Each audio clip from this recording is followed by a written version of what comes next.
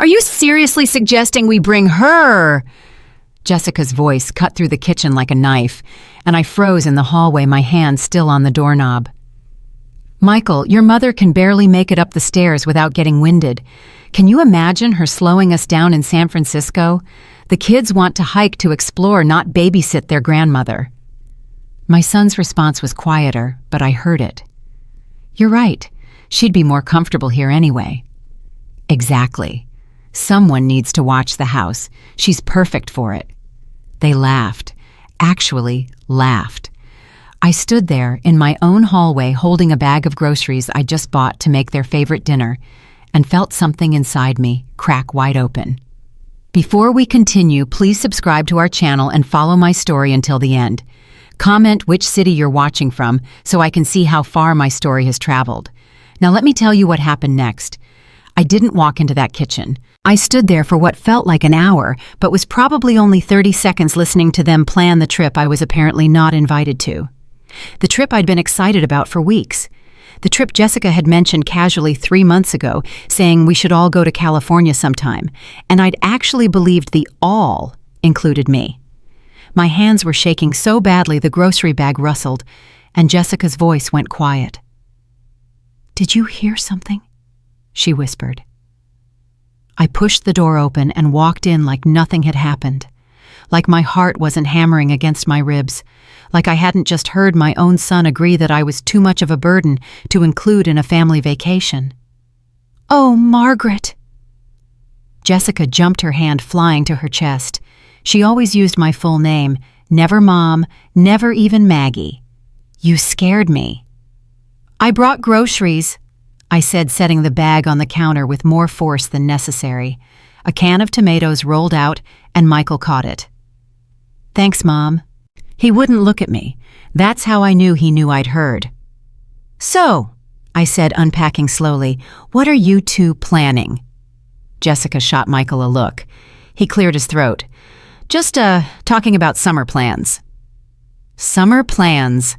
I placed a box of pasta in the cabinet. "That sounds nice." The silence stretched like taffy. Jessica filled it with false brightness. "Actually, Margaret, we wanted to talk to you about something." "Oh." I turned, crossed my arms, waited. "Michael and I are thinking about taking the kids to San Francisco, just for a week. You know, before Emma starts her junior year and Tyler gets too busy with baseball." "That sounds wonderful," I said. "I've always wanted to see San Francisco." Michael's face did something complicated. Jessica's smile tightened at the edges. "Well, the thing is," Jessica continued, her voice dripping with that condescending sweetness she used when she was about to deny me something, "we were thinking it might be better if you stayed here, to watch the house. You know how break-ins happen when houses sit empty." "Break-ins." I repeated the word like I was tasting something rotten. "In Asheville. In our neighborhood, where everyone knows everyone." "You can never be too careful," Jessica said, still smiling. "Plus, Mom," Michael finally spoke, "it's going to be a lot of walking. Steep hills. You know how your knees have been." "My knees are fine." The doctor said I have mild arthritis, like half the people my age. He didn't say I should stop living my life." Jessica's smile vanished. "We're not saying that." "Then what are you saying?" They looked at each other again, having one of those silent, married conversations that excluded everyone else in the room. "We're saying," Michael started carefully, "that this trip might not be the best fit for you. Because I'm old. Because it's going to be physically demanding. I walk 3 miles every morning, Michael. Mom. I garden. I volunteer at the library. I took that pottery class last month and carried 40 pounds of clay up 2 flights of stairs." "This is different," Jessica cut in, and there was an edge in her voice now, the politeness wearing thin. "We want to enjoy our vacation without worrying. Without worrying about me, you mean?" "Without having to adjust our plans," she said flatly. "The kids want to bike across the Golden Gate Bridge. They want to hike in Muir Woods. They want to eat at restaurants that don't have early bird specials." The cruelty of that last part landed exactly where she intended. I felt it in my chest like a physical blow. Michael put his hand on Jessica's arm, a gentle warning, but she shook it off. "Someone has to say it," she told him. "Your mother is 74 years old. She can't keep up anymore." "I raised him by myself after his father died," I said quietly, looking at my son. "I worked 2 jobs to put him through college. I helped you with your down payment on this house. I babysit Emma and Tyler every week so you can have date nights. And now I can't keep up." "That's not what she meant," Michael said, but his voice was weak. "That's exactly what I meant," Jessica countered. "And honestly, Margaret, you should be thanking us. We're giving you a nice, relaxing week at home. No stress, no rushing around, just peace and quiet. While you take my grandchildren to California without me." "They're our children," Jessica snapped, "and we get to decide who comes on our family vacation." The words hung in the air like smoke after a gunshot. Our family vacation. Not my family. Theirs. Michael looked at the floor. He'd always looked at the floor when things got uncomfortable. "Fine," I said. I picked up my purse from the counter. "Enjoy your trip." "Mom, wait." Michael started, but I was already walking toward the door. "Margaret, don't be dramatic," Jessica called after me. "We'll send you photos." I stopped, turned back. "No, you won't. You'll post them on Facebook for everyone to see, and I'll have to pretend I wasn't invited, just like Emma's birthday party last year, just like Tyler's baseball championship, just like every other family moment I find out about through social media instead of a phone call." "That's not fair," Michael said, but he still wouldn't look at me. "You're right," I agreed. "It's not." I walked out of that house, and I drove home, and I didn't cry. Not then. I had too much rage burning through me to cry. But when I got home and saw my calendar with California trip written in purple marker on next week's dates circled and starred because I'd been so excited, that's when the tears came. I made coffee because that's what you do when your world falls apart. You make coffee and you sit down and you try to figure out where everything went wrong. My phone buzzed. A text from Emma, my granddaughter. "Grandma Mom says we're going to California. I can't wait to see the sea lions with you." My hands shook as I typed back, "Have fun, sweetheart." 3 dots appeared, disappeared, appeared again. "Wait, aren't you coming?" I stared at that message. Emma didn't know. They hadn't even told her yet that I wasn't invited. "Plans changed," I wrote, "but you'll have a wonderful time." "That sucks. It won't be the same without you." At least someone would miss me.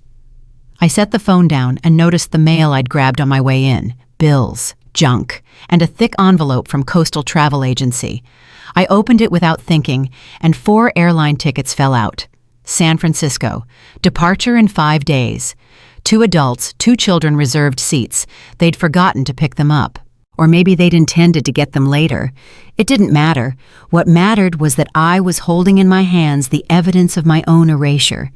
4 tickets, not 5. I looked at the itinerary. 4 days, 3 nights. Hotel near Fisherman's Wharf, rental car reserved, Alcatraz tickets, Muir Woods passes. They'd planned everything except a space for me.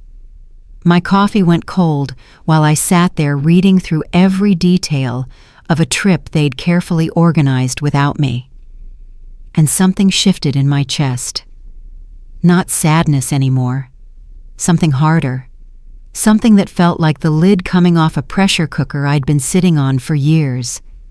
I picked up my phone and called the travel agency. "Coastal Travel. This is Brittany. How can I help you? I need to cancel some tickets." "Okay, can I get your confirmation number?" I read it off the itinerary. "Let me pull that up. Okay, I see it here. 4 tickets to San Francisco. May I ask the reason for cancellation?" "Family emergency," I said, and it wasn't even a lie.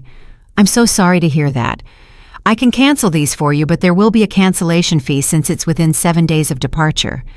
"That's fine." "Okay, and would you like to rebook for a later date?" "No, just cancel them." There was a pause.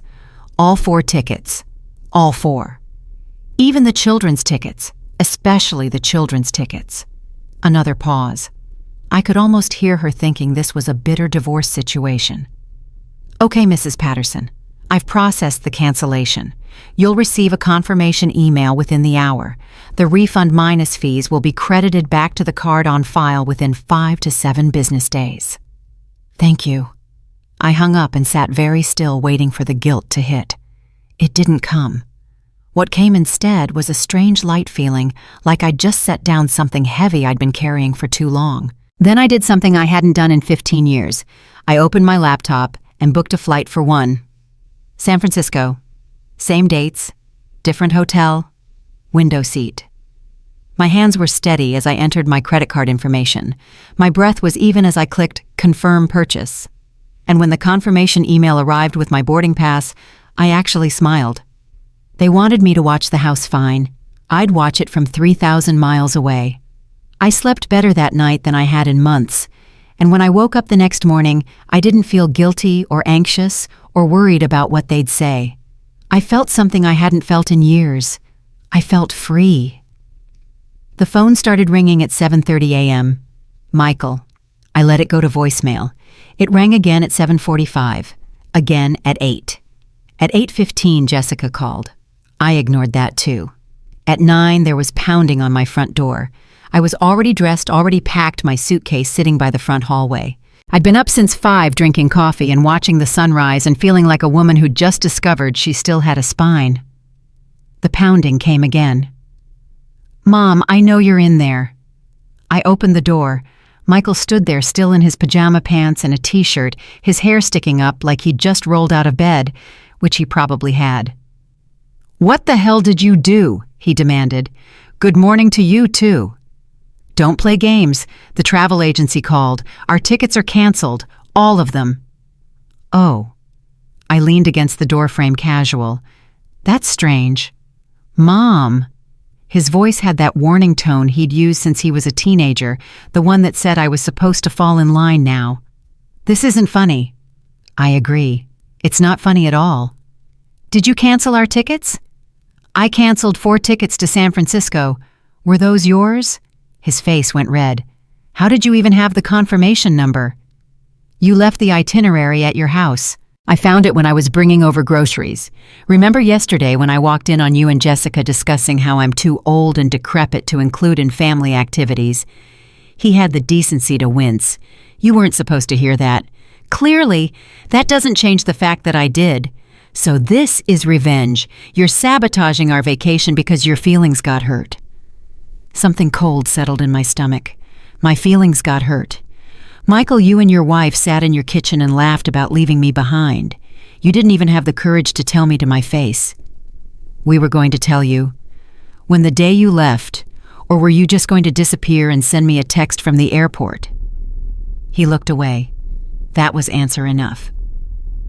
I want you to rebook those tickets right now, he said, his voice hard. No. Mom. No, Michael. Those tickets were never picked up, which means the payment never went through, which means they were still in my name from when I called to ask about family packages 3 months ago. Remember, when I was stupid enough to think family included me? His mouth opened and closed like a fish. You planned this trip. I started planning it. You and Jessica finished it without me. We didn't know. You didn't ask. There's a difference. Jessica's car screeched into my driveway. She got out wearing yoga pants and fury, her phone clutched in her hand like a weapon. What did you do? She shrieked, storming up my walkway. Do you have any idea how much money you just cost us? The cancellation fees alone are over $600. That's odd, I said mildly. When I called, they said the fees would be around $200. That's not the point. Then what is the point, Jessica? The point is you had no right. Those were our tickets. Actually, they were my tickets, booked with my credit card, which is why I was able to cancel them. She turned to Michael. Are you going to let her talk to me like this? What do you want me to do? He snapped. She's right. The tickets were in her name. You're taking her side. There are no sides here. There absolutely are sides. Jessica's voice hit a pitch that probably scared dogs 3 blocks away. Your mother just ruined our entire vacation out of spite. Out of spite? I felt my own voice rising. You excluded me from a family trip and expected me to smile and wave while you drove away. You wanted me to house sit while you took my grandchildren across the country without me. And when I make other plans, I'm the villain." "What other plans?" Michael asked. I smiled. "I'm going to San Francisco." The silence that followed was beautiful. "You're what?" Jessica finally said. "Going to San Francisco. Same week you were planning to go, actually. I leave tomorrow." "You can't do that," she said. "Watch me." "Michael, tell her she can't do that." "Mom, this is crazy," Michael said, but his voice was uncertain now. "You can't just... You're not really going alone, are you?" "Why not? You seem to think I was perfectly capable of staying home alone for a week. Surely I can manage a hotel room by myself." "That's different," Jessica said. "How? Because... She floundered, looking to Michael for support. "Because you don't travel," Michael finished weakly. "I used to travel all the time, before your father died, before I became the family's free babysitter and emergency contact and convenient person to leave behind. We never asked you to. You never had to ask. I volunteered. For 16 years I volunteered. I put my life on hold to help raise your children, to be available whenever you needed me. And the first time I wanted something for myself, you cut me out without a second thought." "We were trying to spare your feelings," Jessica burst out. "We knew you couldn't handle the physical demands, and we didn't want to hurt you by saying no. So instead, you just didn't invite me at all. Much better." "Mom, please." Michael tried a different approach, his voice softening into the tone he used when he wanted something. "We can work this out. I'll rebook the tickets. You can come with us." "No." "What?" "I don't want to come with you, Michael. Not anymore." That landed like a slap. His face went pale. "You don't mean that," he said. "I absolutely mean it. Why would I want to spend a week with people who see me as a burden, who laugh about me behind my back, who make me feel like I should be grateful for being excluded?" "We don't see you as a burden," he said, but it sounded hollow. "Yes, you do. And you know what I'm done trying to prove otherwise. I'm done shrinking myself to fit into the box you've built for me. Old, slow, in the way. Not anymore." "Where is this coming from?" Jessica demanded. "You've never acted like this before." "Maybe that's the problem. Maybe I've been too accommodating, too understanding, too willing to accept whatever scraps of attention you throw my way." "Scraps?" Michael looked genuinely hurt. "Mom, we see you all the time. When you need me, when you need a babysitter or someone to bring dinner or pick up the kids from school. But when it's time for actual family time, for vacations and holidays and important moments, suddenly I'm not convenient anymore." "That's not true," he protested, but his voice lacked conviction. "Emma's last 3 birthday parties. How many did I find out about through Facebook?" He didn't answer. "Tyler's championship game. Who told me about it?" "Mom, your anniversary dinner last month. You posted pictures of the kids at the restaurant. Who watched them while you went out? That's not fair." "You're right, it's not. But I'm done pretending it doesn't hurt." Jessica's phone rang. She glanced at it, her face twisting with annoyance. "It's the rental car company. They need to confirm. This is your fault," she hissed at me before answering with a sickeningly sweet, "Hello." Michael and I stood there in awkward silence while she stepped away, her voice rising and falling as she tried to sort out their transportation disaster. "I didn't mean for it to be like this," Michael said quietly. "I thought we were doing the right thing." The right thing would have been including me, or at the very least having the courage to tell me honestly why you didn't want me there. "It's not that we didn't want you. Michael, stop. Just stop lying, to me and to yourself. You and Jessica made a decision to exclude me, and now you're dealing with the consequences. That's all this is." "So you're punishing us?" I shook my head. "I'm choosing me. For once in 16 years, I'm choosing me. And if that feels like punishment to you, maybe you should think about why." Jessica came back, her face triumphant. "I called the airline directly. They can rebook us for Friday instead of Thursday. It's going to cost extra, but we can still go." "Good for you," I said. "And you," she pointed at me like a prosecutor, "are not going to California." "Actually, I am." "How you don't have tickets?" "I have a ticket. Singular. For one. Leaving tomorrow."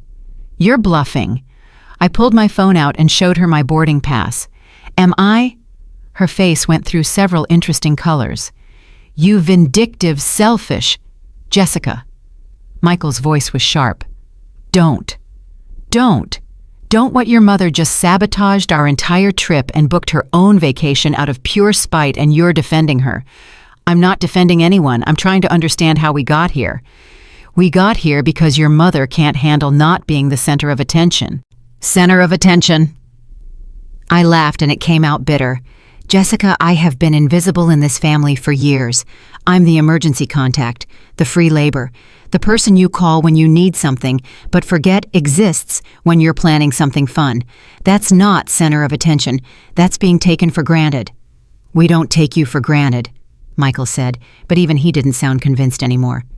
When was the last time you called me just to talk, not to ask for a favor, just to see how I was doing? He opened his mouth, closed it, couldn't answer. That's what I thought. This is ridiculous, Jessica announced. Michael, we're leaving. We have to go rebook everything. And you, she turned to me, are going to cancel that ticket and stay home where you belong. Where I belong. I stepped forward, and something in my face made her step back. I belong wherever I choose to be, Jessica. And right now, I choose to be anywhere you're not. How dare you? How dare I? How dare you? You come into my life, marry my son, take over every family decision, and slowly push me further and further to the margins until I'm barely visible. And when I finally stand up for myself, you act like I'm the one being unreasonable. Mom, please. Michael tried to intervene. Let's all just calm down. I am calm, I said, and I was, eerily calm. Years of swallowed anger had burned themselves out, leaving behind something clear and cold. I'm calm, and I'm done. Done being the family doormat. Done accepting crumbs and calling it love. Done watching my grandchildren grow up through photographs instead of experiences because you two can't be bothered to include me.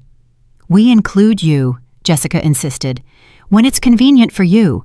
But real family isn't convenient, Jessica. Real family requires effort and thought and actually giving a damn about the people who've sacrificed for you. I can't believe this, she said to Michael. Are you hearing this? Yeah, he said quietly. I am. And maybe she has a point. Jessica's jaw dropped. Excuse me.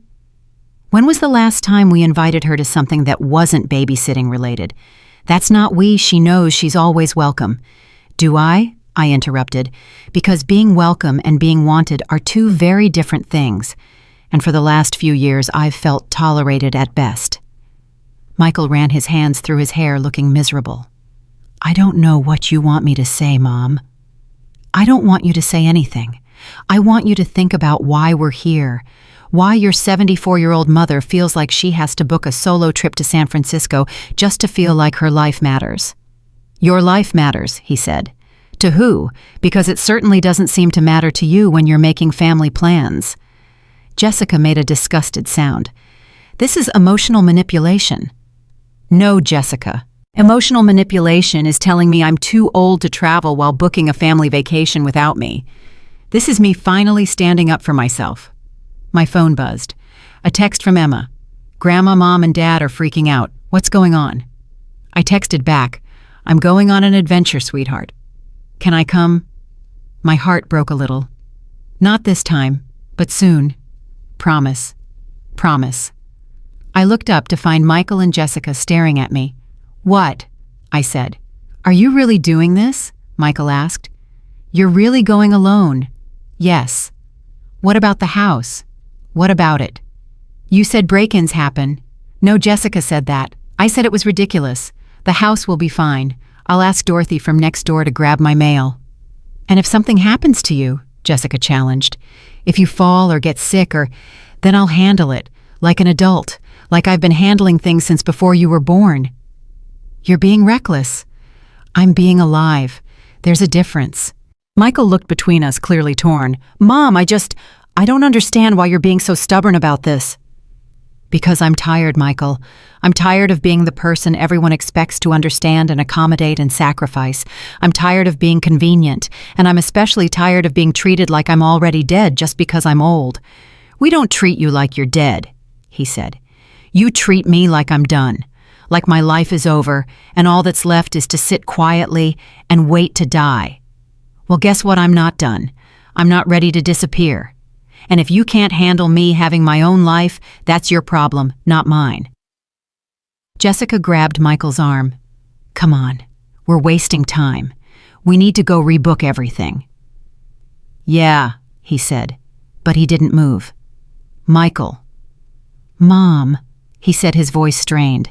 Please don't do this. We can figure something out. We can all go together as a family. No, I said gently but firmly. You had your chance to include me. You chose not to. Now I'm making my own choices. This is going to hurt the kids. Low blow.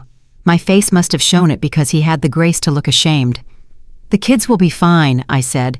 They'll have a wonderful time with you and Jessica, and I'll have a wonderful time by myself. Everyone wins. Except we don't, he said. We don't win. Then maybe you should have thought about that before you decided I was too old to be part of your family. Jessica tugged his arm harder. We're leaving, now. This time he went with her, but he looked back at me from the driveway. I didn't mean to hurt you, he called. I know, I said.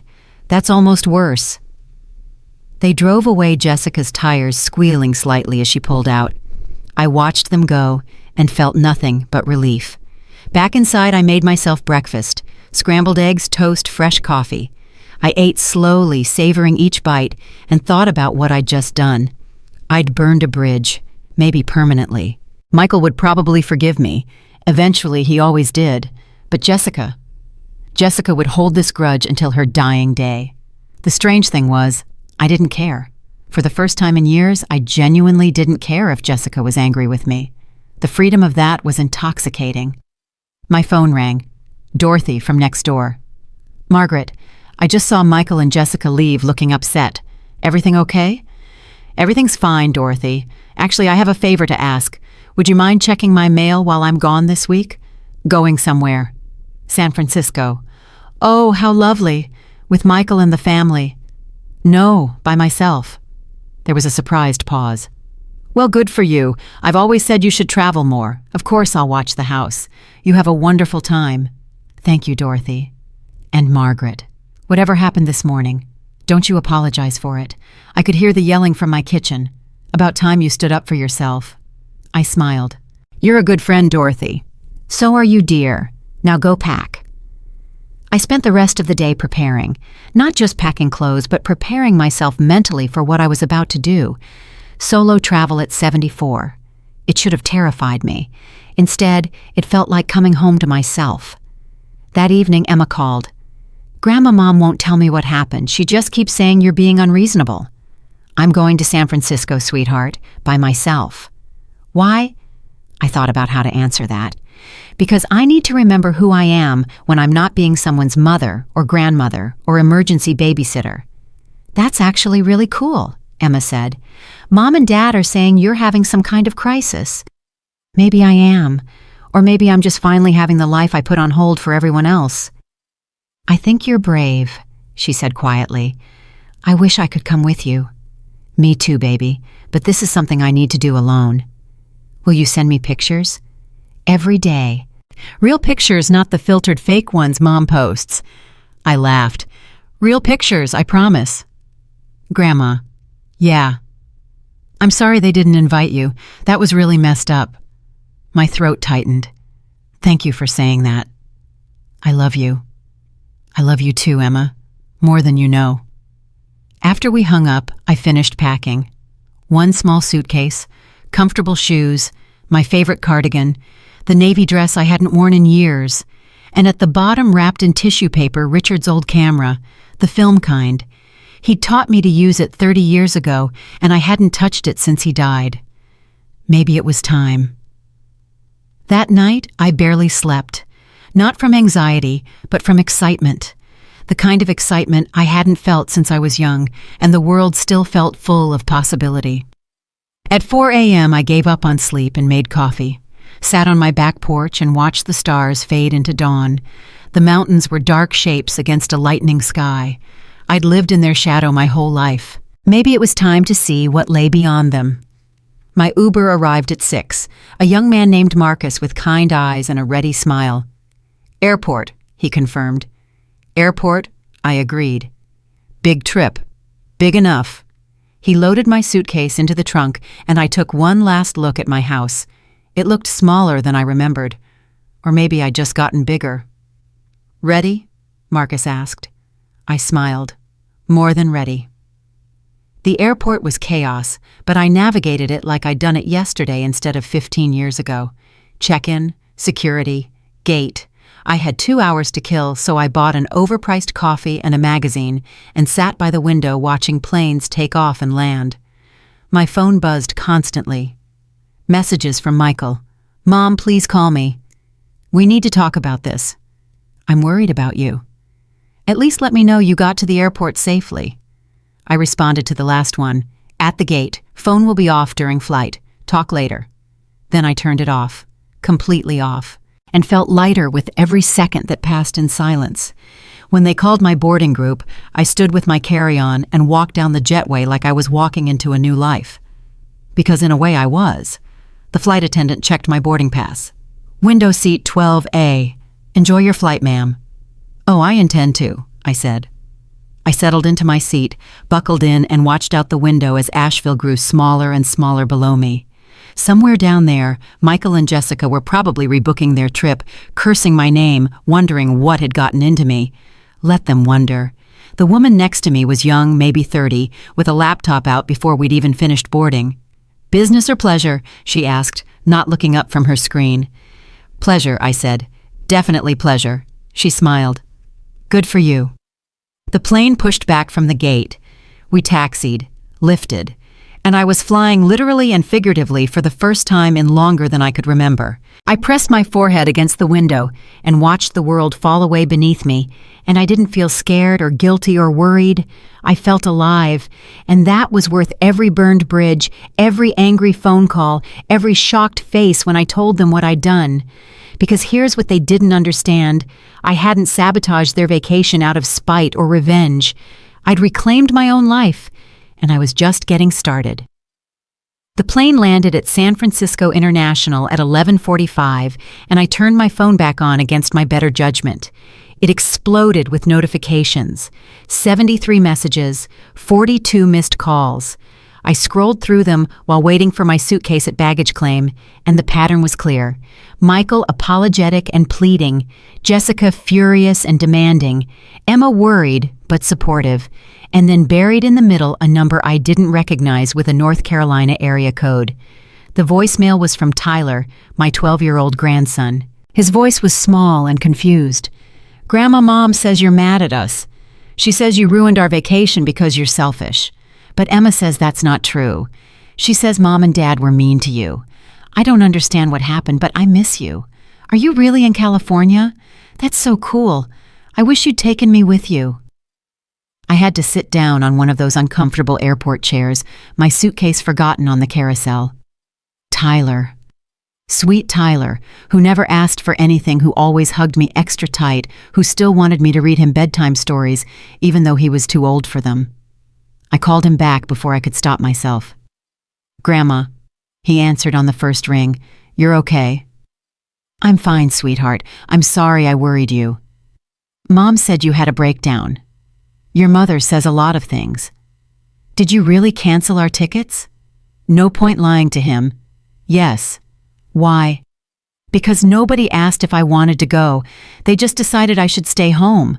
There was a pause. That's messed up. Tyler, no, it is. Emma told me what happened. Mom and Dad were talking about you like you weren't even a person, just like a thing they had to deal with. Out of the mouths of babes. It's complicated, honey. Not really. They were mean. You got mad. Now you're in California and they're freaking out. Are they very upset? Mom keeps crying and saying you've lost your mind. Dad keeps calling you and then getting mad when you don't answer. Emma keeps telling them they deserved it. It's kind of a mess. I'm sorry you're in the middle of this. I'm not in the middle. I'm on your side. My throat got tight. You don't have to choose sides, Tyler. Yeah, I do, because what they did was wrong. And you know what else? What? I'm glad you went. Somebody in this family should do something cool instead of just talking about it. I blinked back tears. You're a good kid, Tyler. I know. So when can I come visit you? In California. Yeah. If you're going to have adventures, I want to have adventures too. Emma gets to do everything cool because she's older. I want to see San Francisco. We'll figure something out, I promised. But right now, I need to go. I have to get my suitcase before it goes around again. Okay, Grandma. Yeah, don't come home yet. Make them sweat a little. I laughed despite everything. I'll think about it. Love you. Love you too, baby. I hung up and realized my suitcase had indeed gone around twice. I grabbed it on the third pass and headed for the exit, feeling lighter than I had in years. Tyler was on my side. Emma was on my side. That was enough. The Uber driver was a woman about my age with gray hair pulled back in a messy bun and kind wrinkles around her eyes. Where to? She asked, loading my suitcase. I gave her the address of the hotel I'd booked. A small place in the Sunset District, nothing fancy, but the reviews had been good and the price was reasonable. First time in San Francisco, she asked as we merged into traffic. First time anywhere in a long time. Business or pleasure? Rebellion, I said without thinking. She laughed a big, genuine sound. Now that's the best reason. I'm Diane, by the way. Margaret. Well, Margaret, you picked a good city for rebellion. This place has been sticking it to the establishment since the gold rush. We talked the whole drive, and by the time she dropped me off, I'd learned she was a retired nurse, drove Uber to stay busy, and had 3 ex-husbands, all of whom she spoke about with equal parts affection and exasperation. You seem like you've got a story, she said as I paid her. If you need a friend while you're here, my number's on the receipt. I give tours of the real San Francisco, not the tourist trap garbage. I might take you up on that, I said. Please do. I like your energy. The hotel was perfect. Small, clean, with a lobby that smelled like coffee and old books. The woman at the desk was young, maybe 25, with bright pink hair and a genuine smile. Checking in. Yes, Margaret Patterson. She typed on her computer. Okay, I've got you for 6 nights in a queen room. Is that right? That's right. Any special occasion? Just needed to get away. Good for you. I'm Zoe, by the way. I'm here most days if you need anything. Recommendations, directions, whatever. Actually, I said, surprising myself, where would you go if you wanted to feel alive again? Zoe's face lit up. Ocean Beach at sunset, the ferry building on Saturday morning, the bookstore on 24th Street that stays open until midnight, the dim sum place in Chinatown where nobody speaks English, and the dumplings are perfect. You want me to write these down? Please? She grabbed a hotel notepad and scribbled quickly. Also, if you're here on a rebellion and I'm getting rebellion vibes, you should check out the karaoke bar on Geary. Thursday nights are 70+ night. It's mostly seniors singing Sinatra and having the time of their lives. I took the list feeling something warm spread through my chest. Thank you, Zoe. No problem. Have a great stay, Margaret. My room was on the 3rd floor, small but charming, with a window that looked out onto the street. I unpacked slowly, hanging up the navy dress, placing Richard's camera on the nightstand, and then I just sat on the bed for a long moment. I was here. I'd actually done it. My phone rang. Michael again. This time I answered. Mom, thank God. Are you okay? Where are you? I'm fine. I'm at my hotel. What hotel? I'll come get you. We can talk about this. You're in San Francisco. We rebooked for today. We got in an hour ago. Mom, this is crazy. You can't just... Michael, stop. I'm not telling you what hotel I'm at. I'm not meeting up with you. I came here to be alone. You came here to punish us. No, I came here to remember what it feels like to matter. There's a difference. Jessica's voice in the background, shrill and demanding. Is that her? Let me talk to her. I'm not talking to Jessica, I said firmly. Mom, please, we're all here. We can be a family. Isn't that what you wanted? I wanted to be included. I wanted to be thought of. I wanted to be more than your emergency babysitter. But you know what? I don't want that anymore. I want to be free. Free? From what? From us. The hurt in his voice almost broke me. Almost. Free from being invisible, I said quietly. free from being taken for granted, free from waiting for you to remember I exist. We never. Yes, you did, you do, and I'm done with it. I hung up and turned off my phone again. My hands were shaking, but not from fear, from relief. I changed into comfortable shoes and grabbed Zoe's list. First stop, Ocean Beach. The Uber driver this time was a young man who spent the whole ride talking about cryptocurrency. I didn't understand a word of it, but I nodded politely and looked out the window at the city sliding by. It was beautiful in a gritty, real way, not the sanitized beauty of tourist brochures, but the lived-in beauty of a place where real people had real lives. Ocean Beach was exactly what I needed. Cold, windy, vast. I took off my shoes and walked in the sand, feeling it shift beneath my feet, and I cried. Not sad tears, but releasing tears. All the years of swallowing my disappointment, of making myself smaller, of accepting less than I deserved, they all came pouring out there on that beach, with the Pacific Ocean roaring in my ears. A woman about my age walked past with a golden retriever. She nodded at me, a gesture of understanding between strangers, and kept walking. I wasn't alone. Even alone, I wasn't alone. I stayed until the sun started to set, painting the sky in shades of orange and pink that reminded me of why living mattered. Then I walked back up to the road and found a small cafe. "Just you?" the hostess asked. "Just me," I said, and it felt like a victory. I ordered clam chowder in a bread bowl because that's what you're supposed to do in San Francisco, and I ate slowly, savoring every bite. At the table next to me, a couple was arguing in hushed tones. Young, maybe 30s, the kind of argument that felt worn and familiar. "You never listen to me," the woman was saying. "I do listen. You just don't like what I have to say," the man responded. I wanted to lean over and tell them that time was too short for that kind of fighting, that in 30 years they'd wonder where the love went, but I kept my mouth shut. Not my circus, not my monkeys. My phone buzzed. I turned it back on out of habit. A text from Emma. "Dad says you hung up on him. He's losing it. Mom is crying in the hotel bathroom. Tyler and I are eating room service and pretending we don't hear them fighting. This is actually kind of hilarious. Stay strong, Grandma." I typed back, "I'm at the ocean. It's beautiful. I wish you were here to see it. Maybe I will someday. Just me and you. I'd like that." Another buzz. A group text from Jessica to what looked like her entire contact list, including me. "Just want everyone to know that my mother-in-law has had some kind of mental breakdown and is refusing to see reason. She's alone in San Francisco acting erratically. If anyone sees or hears from Margaret Patterson, please let us know immediately. We're very worried about her well-being."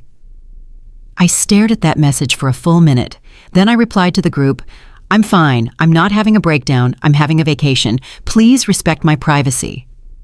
My phone immediately exploded with responses. Friends from church neighbors, people I barely knew, all weighing in. Most were supportive. Some were concerned. A few sided with Jessica, suggesting I was being selfish and cruel. Dorothy's response made me smile. "Good for you, Margaret. Don't come home until you're good and ready." I silenced my phone and paid my check. Walking back out into the cool evening air, I felt different.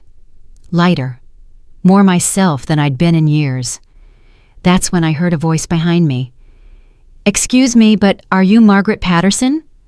I turned to find a woman standing there, silver hair cut in a sharp bob, wearing expensive-looking glasses and an expression that suggested she didn't suffer fools.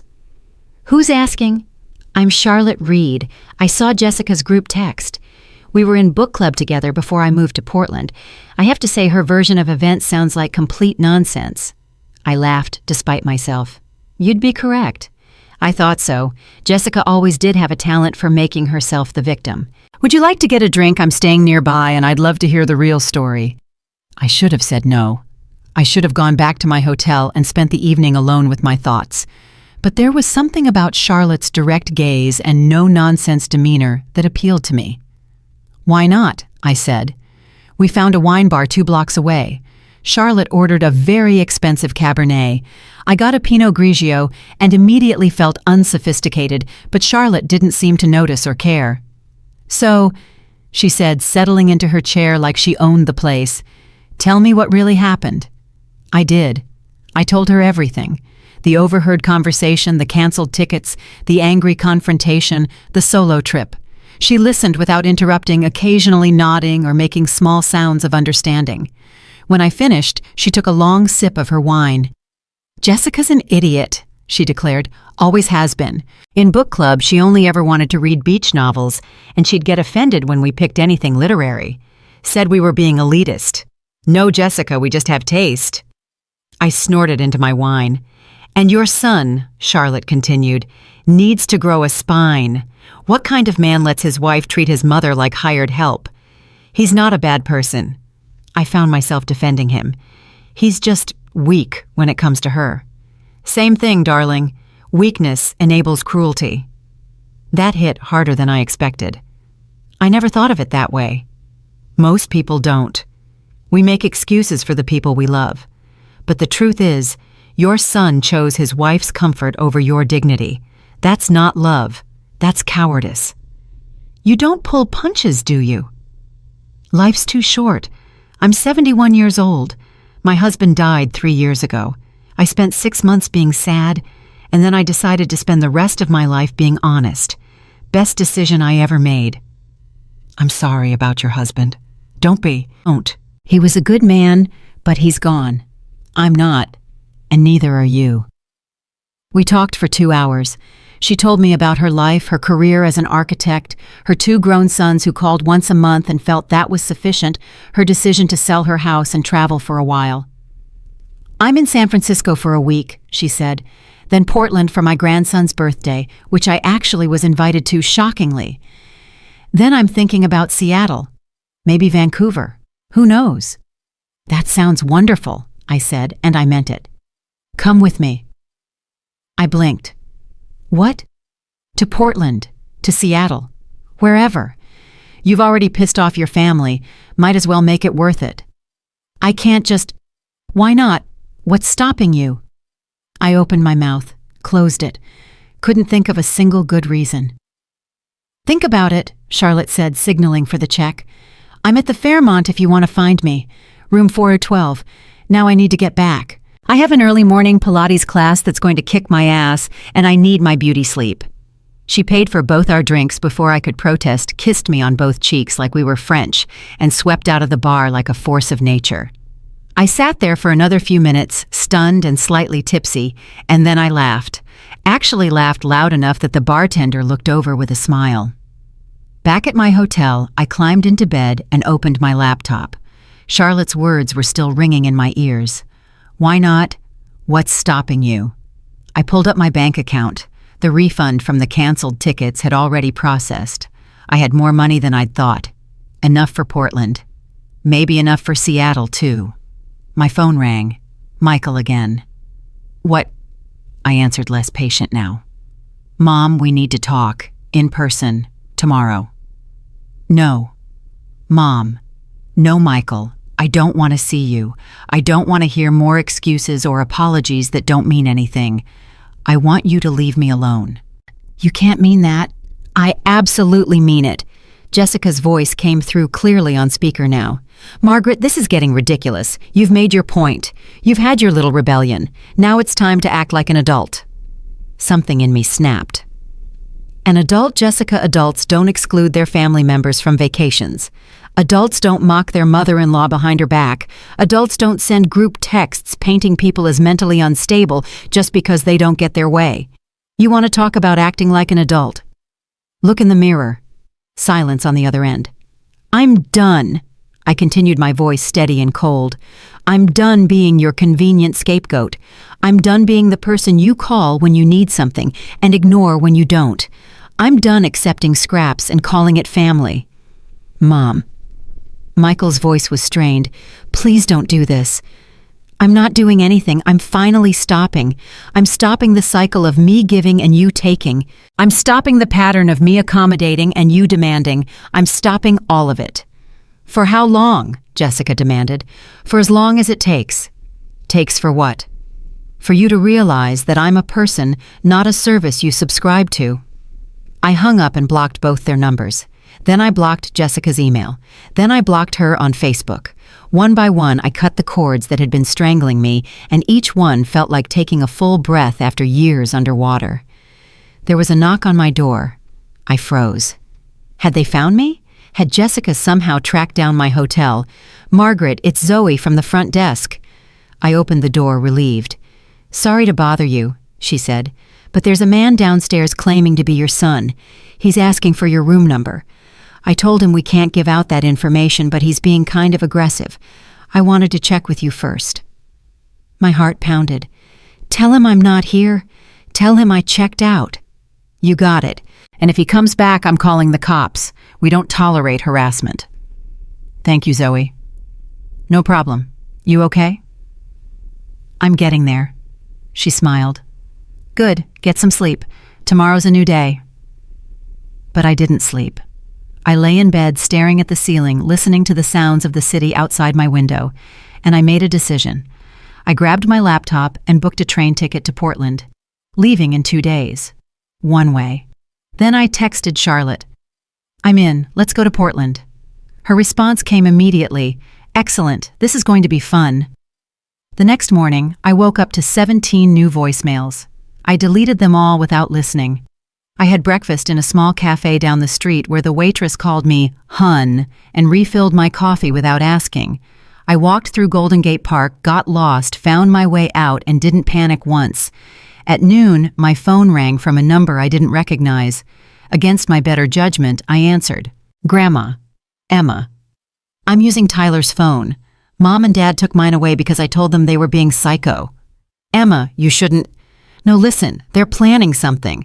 Dad found out what hotel you're at. They're coming to talk to you this afternoon. They think they can convince you to come home." My stomach dropped. "How did they find out? Mom called like 20 hotels pretending to be you, saying you lost your key.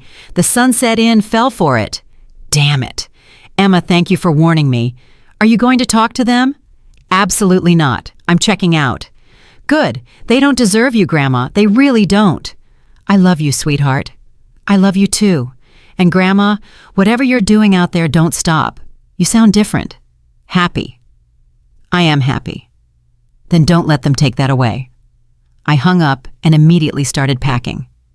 10 minutes later, I was at the front desk. "Zoe, I need to check out early." "Is everything okay?" "My son found out where I'm staying. I need to leave before he gets here." "Say no more." She processed my checkout with impressive speed. "Where are you headed?" "Not sure yet. Somewhere they can't find me." "Good luck, Margaret. You're my hero, by the way." I hugged her, which surprised both of us, and then I was out the door with my suitcase looking for an Uber. But Michael's rental car was already pulling up to the curb. Our eyes met through the windshield. He looked terrible, like he hadn't slept. Good. I turned and walked in the opposite direction, moving as fast as I could without running. "Mom, wait." I didn't wait. I turned the corner and ducked into the first open business. I saw a used bookstore that smelled like old paper and possibilities. "Can I help you?" the owner asked, an elderly man with kind eyes. "Is there a back door?" He looked at me for a long moment, then nodded. "Through there. It leads to the alley." "Thank you." "Whatever you're running from, I hope you get away clean." I made it to the alley just as I heard Michael's voice in the store. "Did a woman just come in here?" I didn't hear the owner's response. I was already moving, suitcase bumping behind me, heart racing, and I felt more alive than I had in decades. 2 blocks away, I found another hotel, the Marina Inn. I paid cash for 2 nights and registered under Dorothy's last name. Safe in my new room, I called Charlotte. "Change of plans," I said. "Can we leave for Portland tonight instead of Friday?" "What happened?" I told her. She laughed, delighted. "Oh, this is perfect. Yes, let's go tonight. There's a 7 p.m. train. I'll book us a sleeper car." "A sleeper car?" "We're not just running away, darling. We're doing it in style."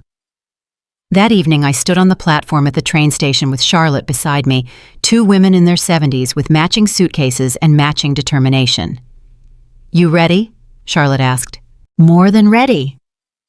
The train pulled in, and we boarded like we were boarding a spaceship to another planet. In a way, we were. As San Francisco disappeared behind us, my phone buzzed one last time. A voicemail from Michael. "Mom, I know you're angry. I know we hurt you, but running away isn't the answer. Please come home. Please let us fix this. I love you." I listened to it once, then deleted it. Charlotte looked at me. "Regrets? Not even one." She smiled and poured wine into plastic cups. "To new adventures." "To new adventures," I agreed. We clinked our cups together, and the train carried us north into the unknown, and I'd never felt freer in my entire life. The sleeper car was smaller than I expected, but Charlotte had somehow managed to secure one with 2 beds and a window that showed the dark California landscape rushing past. "How much did this cost?" I asked, suddenly worried about money. "Don't even think about it," Charlotte said, unpacking a small bag. "I have more money than I know what to do with, and nobody to spend it on. Let me have this." "I can't let you. Margaret, we're 2 old women running away from our terrible families on a train in the middle of the night. This is either the stupidest thing we've ever done or the best. I'm choosing to believe it's the best, and the best deserves a sleeper car." I laughed and accepted the wine she poured.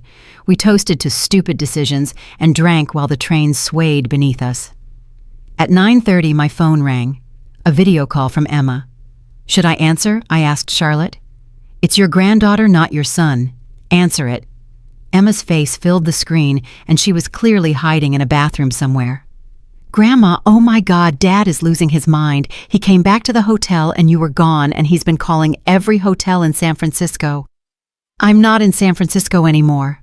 Her eyes went wide. "Where are you?" "On a train to Portland." "What? That's amazing. Mom is going to have the stroke." Emma language.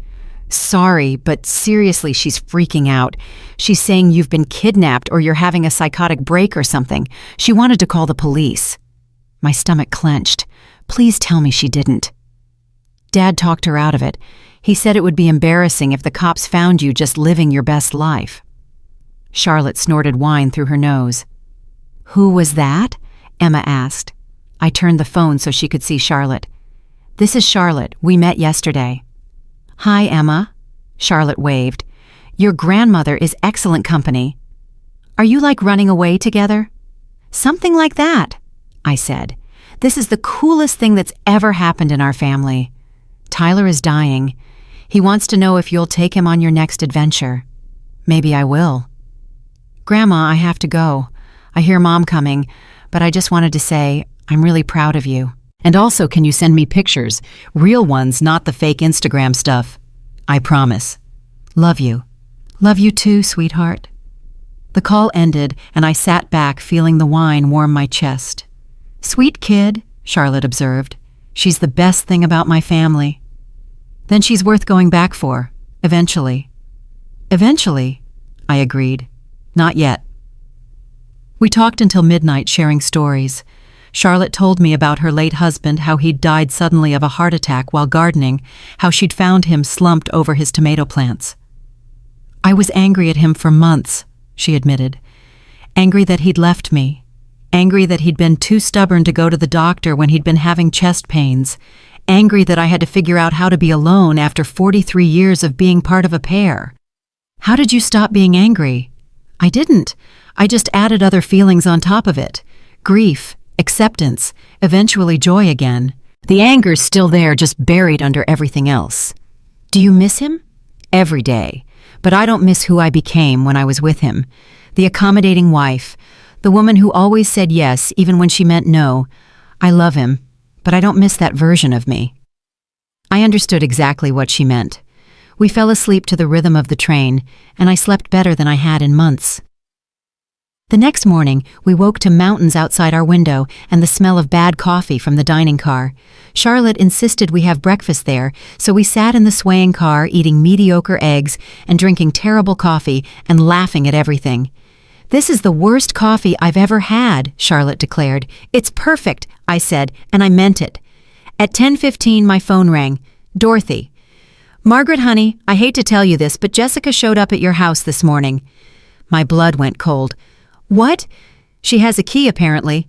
Michael's old key from when he was in high school. She let herself in looking for clues about where you went."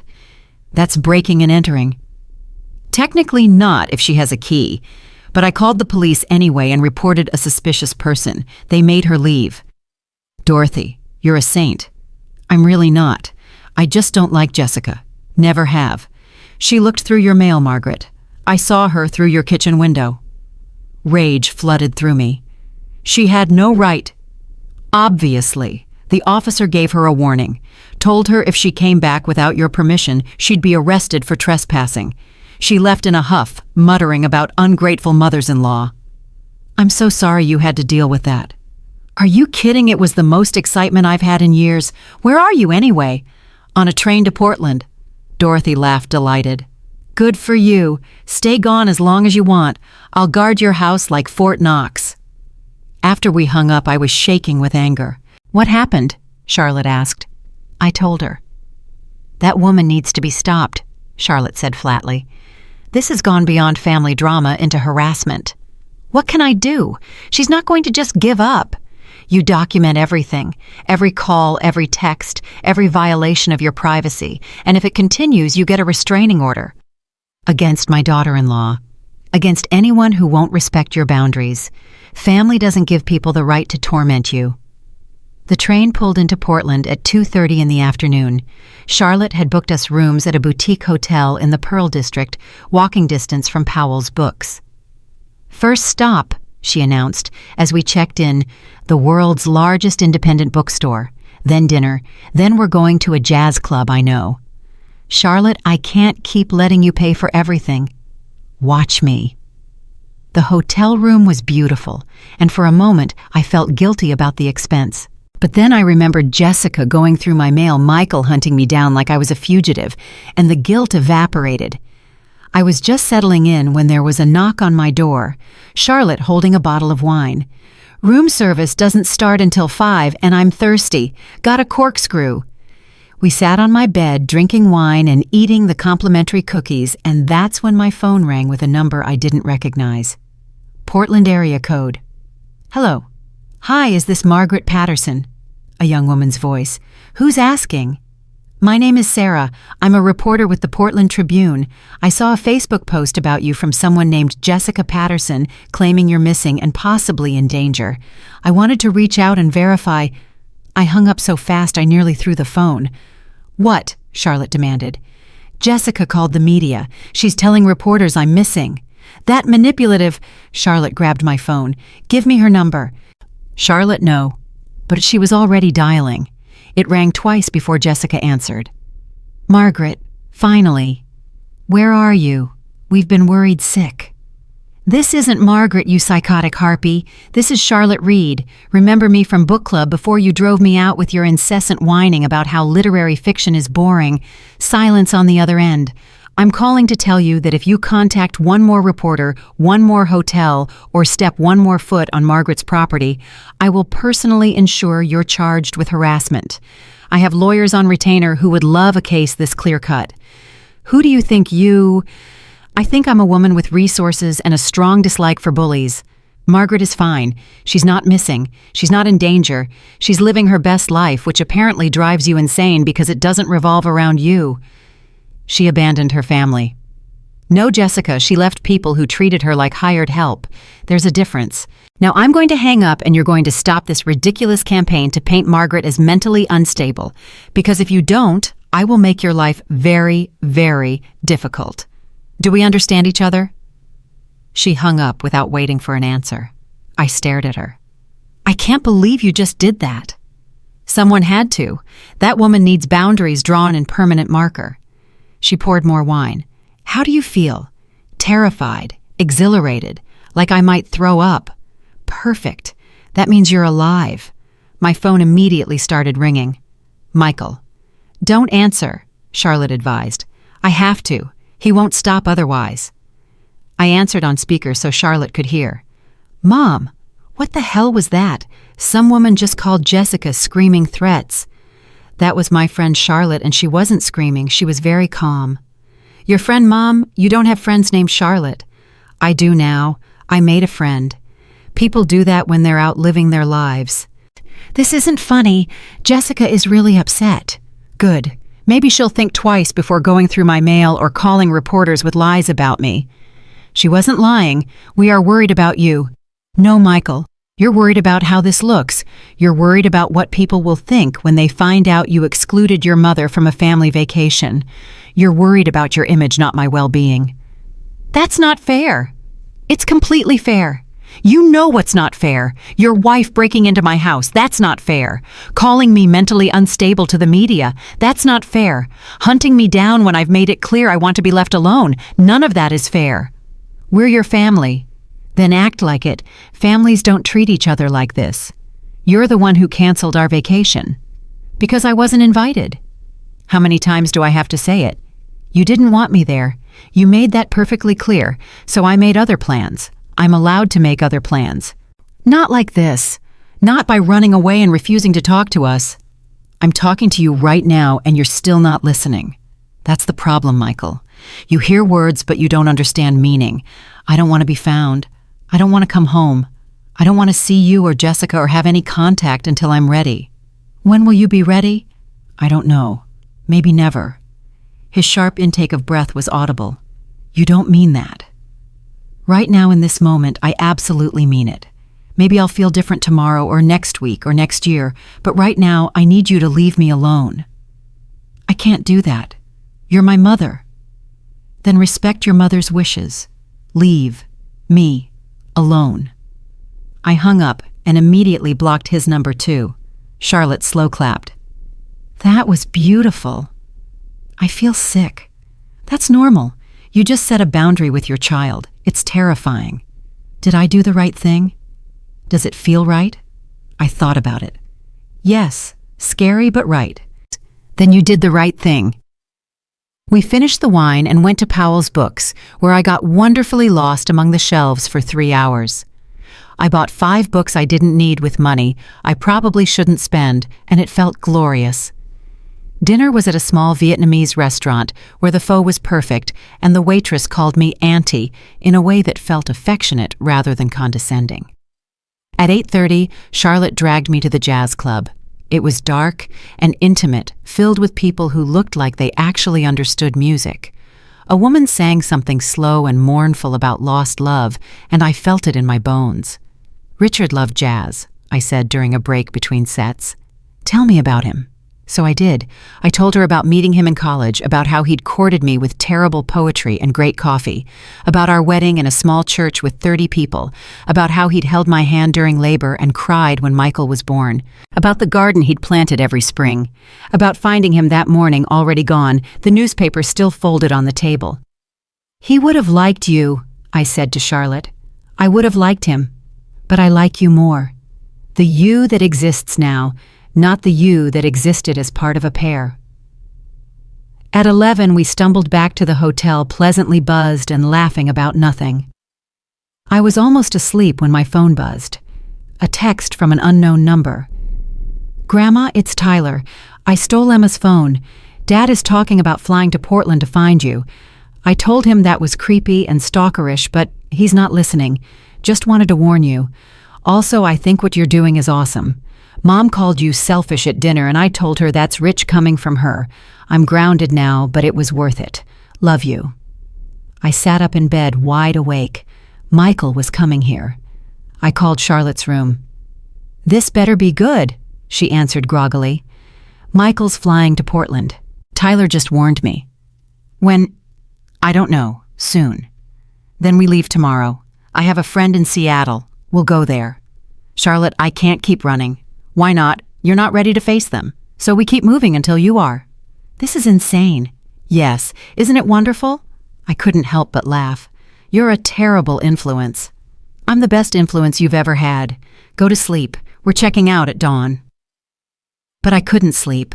I lay in bed thinking about Michael, about the desperation in his voice, about how I'd raised him to be better than this, but somehow failed. At 2 a.m, I gave up and opened my laptop. Started writing.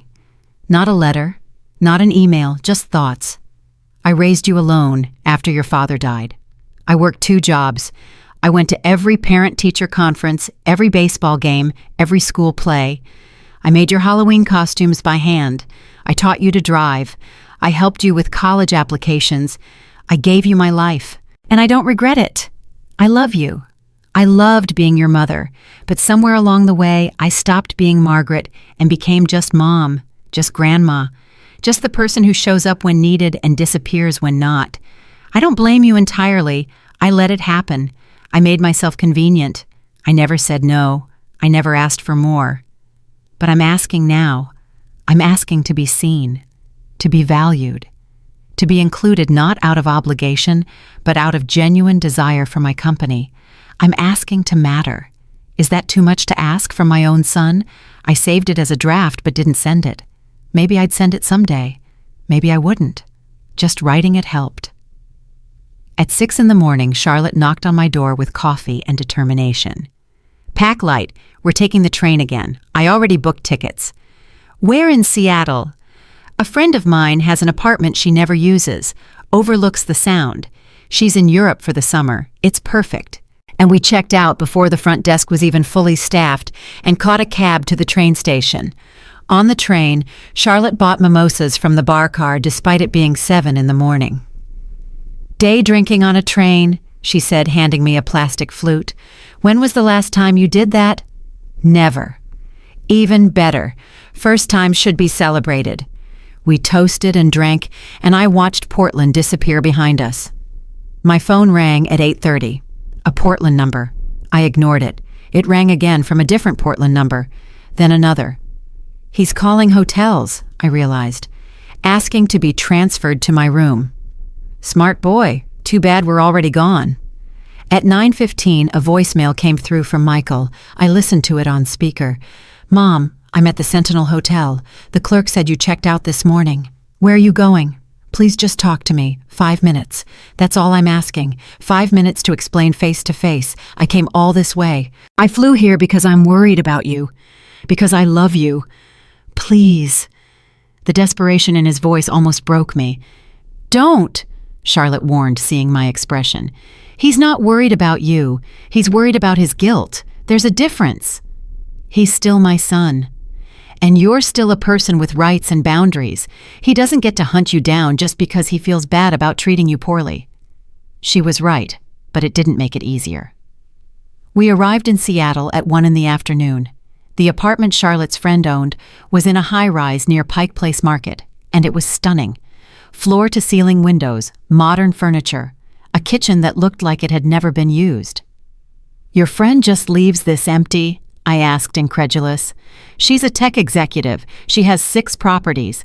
This is her Pacific Northwest retreat that she visits maybe twice a year." "That's obscene." "Completely. But we might as well enjoy it." I picked the smaller bedroom, unpacked my few things, and stood at the window looking out at the water. Somewhere behind me, my old life was imploding. My son was probably still in Portland searching for me. My daughter-in-law was probably calling more reporters. My grandchildren were probably confused and hurt. But I felt calm, centered in a way I hadn't felt in years. Charlotte appeared in the doorway. "I'm going to the market to get food for dinner. Want to come or need time alone?" "Time alone, I think." "Good instinct. Don't answer your phone. Just breathe." After she left, I did exactly that. I sat in the quiet apartment and breathed. I made tea. I looked through the books on the shelf and found a collection of Mary Oliver poems. I read them slowly, savoring each word. At 4 o'clock, my phone rang. Emma from Tyler's phone again. "Grandma? Hi, sweetheart? Dad's back from Portland. He's really upset. He said you left before he got there." "I did." "Where are you now?" "I'm safe. That's all you need to know." "Are you ever coming home?"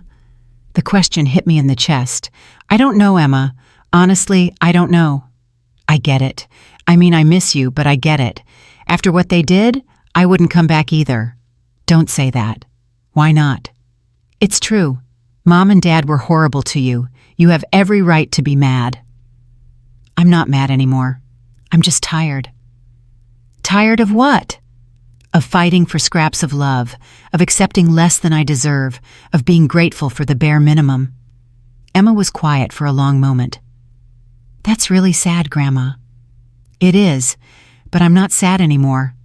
I'm figuring out how to be happy again." "Good. You deserve to be happy." After we hung up, I cried.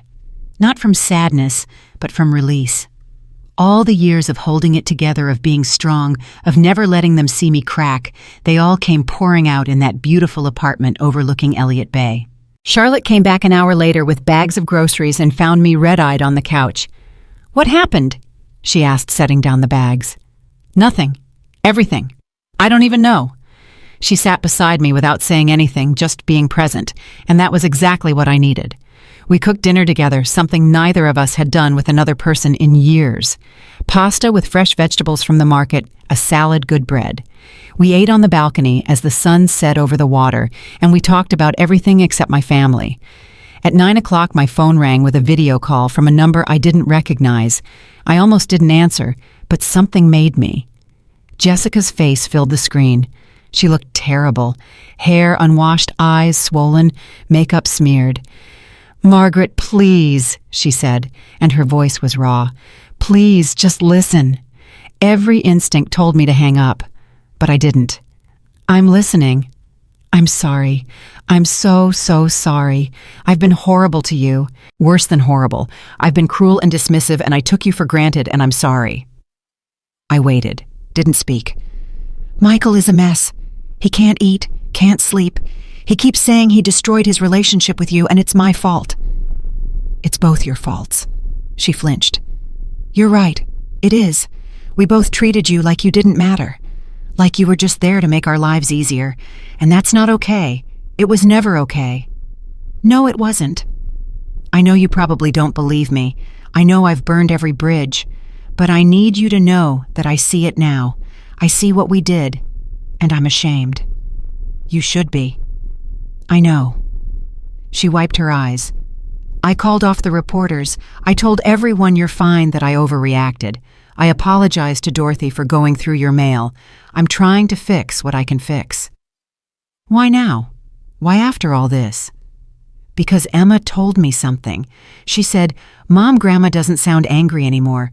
She sounds free. And that should terrify you because it means she doesn't need us. And she's right. You don't need us. You never needed us. We needed you. And we treated you like garbage." I felt something shift in my chest. Not forgiveness, but recognition. Jessica was finally being honest. "What do you want from me?" I asked. "Nothing. I don't deserve anything from you. I just wanted to say I'm sorry, and that if you never speak to me again, I'll understand." "Jessica." "No, please, let me finish. You were never the problem. I was. I saw you as competition for Michael's attention. I saw you as someone who judged my parenting, my choices, my life. And instead of dealing with my insecurities, I pushed you out. I made you feel unwelcome in your own son's life. And I'm sorry. I'm so sorry." Tears were streaming down her face now, and I realized I was crying too. "I need time," I said. "I need space to figure out who I am, outside of being your family's support system.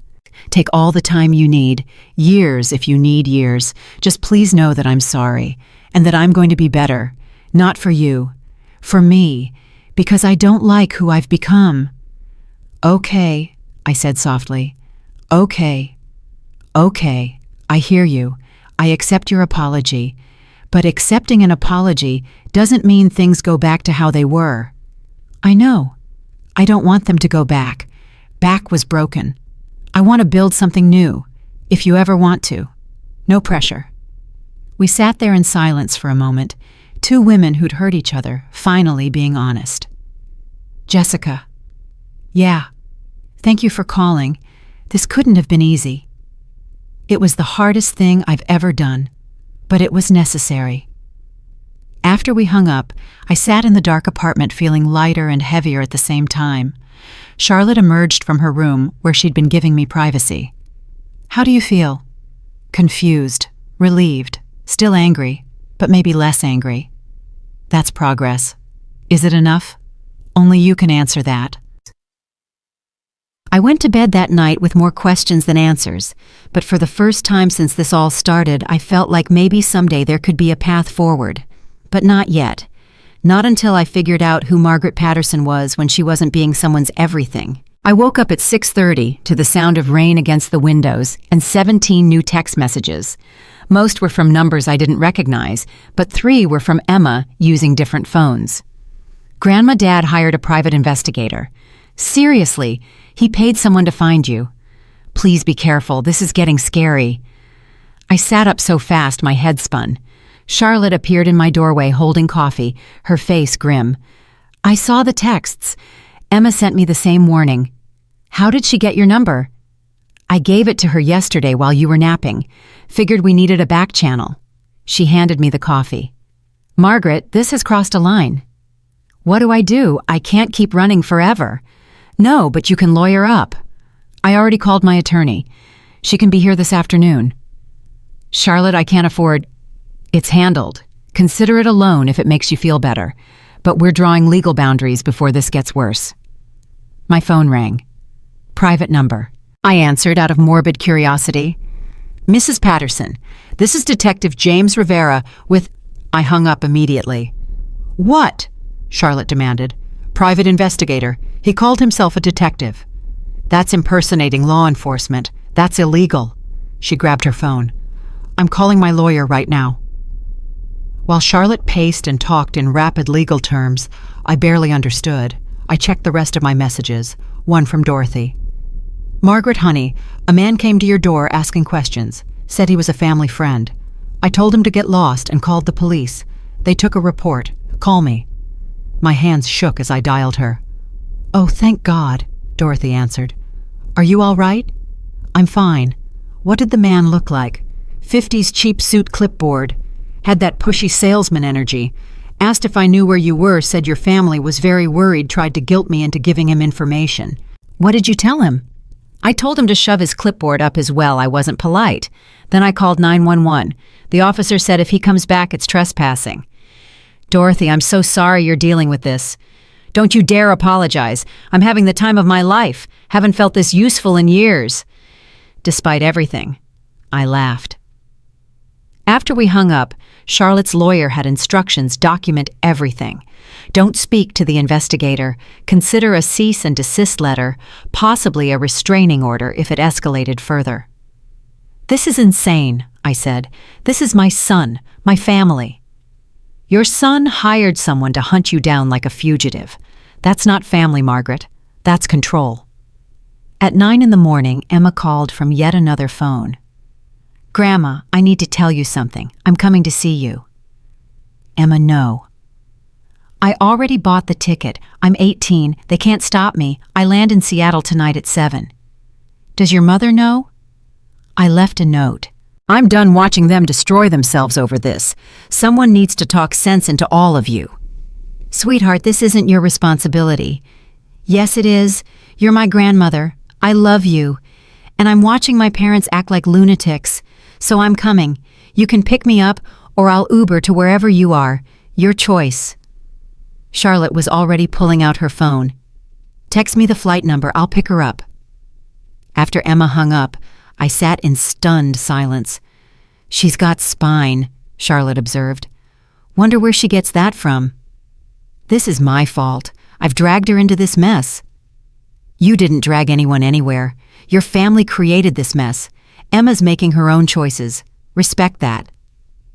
At 10:15, my phone rang with a FaceTime call from Michael. I almost didn't answer, but Charlotte nodded. His face appeared, and he looked worse than I'd ever seen him. Unshaven dark circles under his eyes, still wearing the same shirt from yesterday. Mom, please. I need to know you're safe. I'm safe. Where are you? That's not your concern. You're my mother. Of course it's my concern. Michael, you hired a private investigator to track me down. Do you understand how that feels? He had the grace to look ashamed. I was desperate. You won't talk to me. You blocked my calls. You disappeared. Because I asked for space and you wouldn't give it to me. This is exactly the problem. I set a boundary and you immediately violated it. I'm worried about you. No, you're worried about yourself. About how this looks, about your guilt. If you were actually worried about me, you'd respect my wishes and leave me alone. I can't do that. Then we have nothing to talk about. I moved to hang up. Wait, please. Just Emma's gone. She left a note saying she's going to see you. Is she with you? Not yet. Not yet. His face went pale. So she is coming to you. Mom, she's 18 years old. She's never traveled alone. What if something happens to her?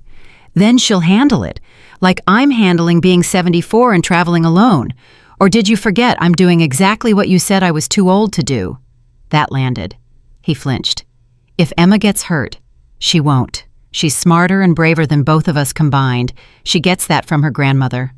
Charlotte snorted. Who was that? Michael demanded. My friend Charlotte. You'd like her if you weren't so busy trying to control everyone. I'm not trying to control. You hired a private investigator, Michael. That's literally the definition of trying to control someone. He ran his hands through his hair, looking miserable. I just want my mom back. Your mom is right here, but the version you're used to, the one who says yes to everything and accepts being left behind, she's gone. You're going to have to get to know the real me. And that starts with respecting my boundaries. How long are you going to punish us? This isn't punishment. This is me choosing myself for the first time in decades.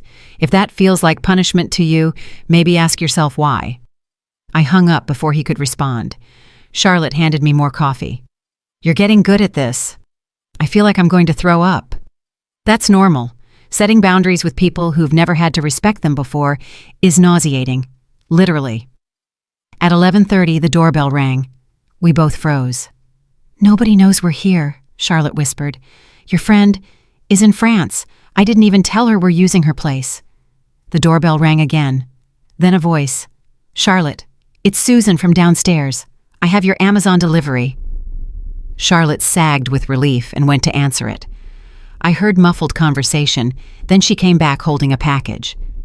Paranoid much, she said, but her hands were shaking too. We spent the afternoon cooking a surprisingly domestic activity that felt grounding. Charlotte made some kind of French chicken dish that required wine and butter and patience. I made a salad and bread from scratch, something I hadn't done in years. You're good at this, Charlotte observed as I kneaded dough. I used to bake all the time, before Richard died. After that it felt pointless. Who was I baking for? For yourself. You can do things just because they bring you joy. I forgot that was allowed. At 4 o'clock, my phone rang with a number I did recognize my doctor's office in Asheville. Mrs. Patterson, this is Nancy from Dr. Morrison's office. Your son called asking about your prescriptions. He said you'd run out and needed us to transfer them to a pharmacy in Portland. I wanted to verify with you first. My blood went cold. I didn't ask for that. I have plenty of medication. That's what I suspected. I told him we couldn't discuss your medical information without your permission, and he got quite upset. I'm calling to confirm you're all right. I'm fine. Thank you for not giving him any information. Of course. And Mrs. Patterson, I added a note to your file that your son is not authorized to receive any information about your care, just to be safe. After we hung up, I was shaking with rage. He called my doctor, I told Charlotte, tried to get information about my prescriptions. That's a HIPAA violation if they'd given it to him. Your son is spiraling. He's trying to prove I'm incompetent, trying to make a case that I can't take care of myself. Can he do that? Not legally, not without a court order and a psychiatric evaluation, but he can try to make my life hell. Charlotte's lawyer Amanda called at 4:30. Young, sharp, no-nonsense energy that came through even on speakerphone. I've drafted a cease and desist letter. It makes clear that you're of sound mind. You're choosing to travel independently, and any further harassment from your son, daughter-in-law, or anyone acting on their behalf will result in legal action. Will it work? I asked. Depends. If he's rational, yes. If he's in full panic mode, probably not immediately. But it creates a legal record. If this escalates to the point where you need a restraining order, we have documentation. I can't believe I'm talking about a restraining order against my own son. I know. I'm sorry. But protecting yourself isn't wrong even from family. At 6:45, Charlotte left to pick up Emma from the airport. I was alone in the apartment for the first time all day, and the silence felt heavy. I walked out onto the balcony. The rain had stopped, leaving the city washed clean and glittering. Somewhere out there, Michael was probably plotting his next move. Jessica was probably regretting her apology, thinking I'd manipulated her. Tyler was probably confused and hurt, but Emma was coming. Emma who saw me for who I really was and loved me anyway. My phone buzzed with a text from a number I didn't know. Mrs. Patterson, this is James Rivera. I understand you're upset, but I'm just doing my job. Your son is very worried. 5 minutes of your time could ease his mind and end all of this. Please consider meeting with me. I blocked the number. Another text, different number. I know you're in Seattle. I know you're staying in the Pearl Tower. Your son just wants to talk. Please don't make this harder than it needs to be. My stomach dropped. He knew where I was. How did he know I called Charlotte immediately? He knows we're here. The investigator. He knows the building. How is that possible? Credit card phone location, I don't know. Get your things. Pack now. We're leaving as soon as I get back with Emma. Where will we go? I don't know yet. Just pack. I threw clothes into my suitcase with shaking hands. How had I become this person, running from my own family like they were dangerous strangers? But they were acting like dangerous strangers. The Michael I knew wouldn't hire someone to stalk me. The Michael I knew wouldn't try to access my medical records without permission. The Michael I knew wouldn't track me down against my explicit wishes. Or maybe this was the Michael I'd always known, and I'd just been too accommodating to see it. At 7:45, Charlotte burst through the door with Emma, who immediately ran to me and hugged me so tight I could barely breathe. Grandma! Oh my God! Grandma! I held her and cried, and she cried, and Charlotte stood guard at the door like she expected an invasion. We need to go, Charlotte said. Now, I'll explain in the car. What's happening? Emma asked, pulling back. Your father hired someone to find your grandmother. That person found this address. We're leaving. Where? I have another friend. Vancouver. We can be across the border in 3 hours. Canada, I said. This is insane. Yes, it is, but we're doing it anyway. We grabbed our bags and left through the building's garage exit. Charlotte had parked her rental car on the street specifically for this kind of escape, and now I understood why. As we pulled out, I saw a man in a cheap suit standing near the building's main entrance looking at his phone. That's him, I said. That's the investigator. Charlotte pressed the gas, and we were gone. Emma sat in the back seat, her eyes wide. This is like a movie, a really messed up movie. Welcome to my life, I said. We drove in tense silence for 20 minutes before Emma spoke again. Grandma, I need to tell you something. Something I heard before I left. What? Mom and Dad are talking about having you declared incompetent. They're saying you're having some kind of breakdown. Dad called his lawyer. The world tilted. What? I don't think they'll actually do it. Dad's lawyer told him it's almost impossible without proof of actual mental illness. But they're discussing it. Charlotte's hands tightened on the steering wheel. That's elder abuse, financial abuse. They're trying to take away your autonomy. Can they do that? I asked, my voice small. Not easily, but they can try. And the attempt alone can be devastating. I felt something inside me harden. This wasn't love. This wasn't concern. This was control masquerading as care. I'm done running, I said suddenly. What? Charlotte glanced at me. Turn around. Take me back to Seattle. Margaret. No, I'm done. If Michael wants to have me declared incompetent, he can try, but he'll fail. Because I'm not incompetent. I'm not having a breakdown. I'm having a breakthrough, and I'm not going to let him or anyone else take that away from me. Emma leaned forward. What are you going to do? I'm going to call his bluff. I'm going to go to Asheville and face him. On my terms. That's brave, Charlotte said. Also, possibly stupid. Probably both, but hiding in Vancouver won't solve anything. This ends when I say it ends, and I say it ends now. Charlotte pulled into a rest stop. You're sure about this? More sure than I've been about anything in years. She nodded. Then we do it right. We fly to Asheville tomorrow. We bring Amanda. We document everything. We make sure you're protected legally before you walk into that house. I don't have a house to walk into. I have a war zone. Then we better armor up. We turned around and drove back to Seattle, and I felt something settle in my chest. Not peace exactly, but resolution. This was going to end, one way or another. Emma fell asleep in the back seat around 9:30. Charlotte and I talked quietly. "You know this could go badly," she said. "I know. He might not back down. Jessica might double down on the incompetency thing. You could end up in a legal battle that drains you financially and emotionally." "I know that too. And you're still doing this. I'm 74 years old. How many years do I have left? 10, 20. If I'm lucky, I'm not spending them afraid of my own son. I'm not spending them hiding. I'd rather fight and lose than run and never know who I could have been."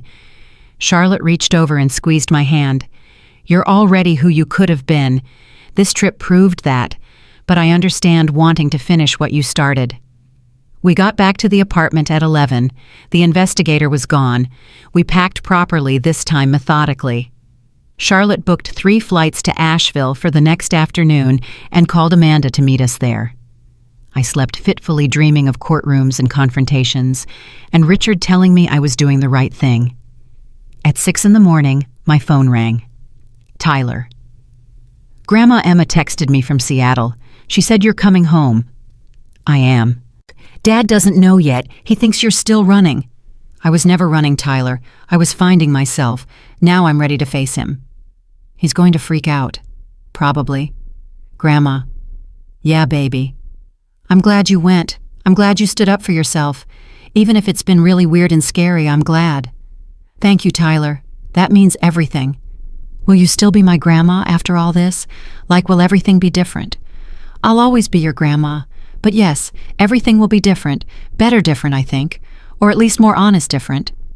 "Okay, I can live with that." At noon, we were at the airport. Emma kept checking her phone nervously. "Mom knows I'm with you now. She's texting me every 5 minutes asking where we are." "What are you telling her?" "Nothing. I'm 18. I don't have to tell her anything." Charlotte laughed. "I like this kid." The flight was uneventful, which felt wrong somehow. Shouldn't there be turbulence? A dramatic storm? Something to match the chaos of what we were flying toward? Instead, it was smooth and boring, and I spent the whole time rehearsing what I'd say to Michael. We landed in Asheville at 8:30 p.m. local time. Amanda was waiting at baggage claim, a small woman in her 40s with steel in her eyes. "Mrs. Patterson, I'm Amanda Chen.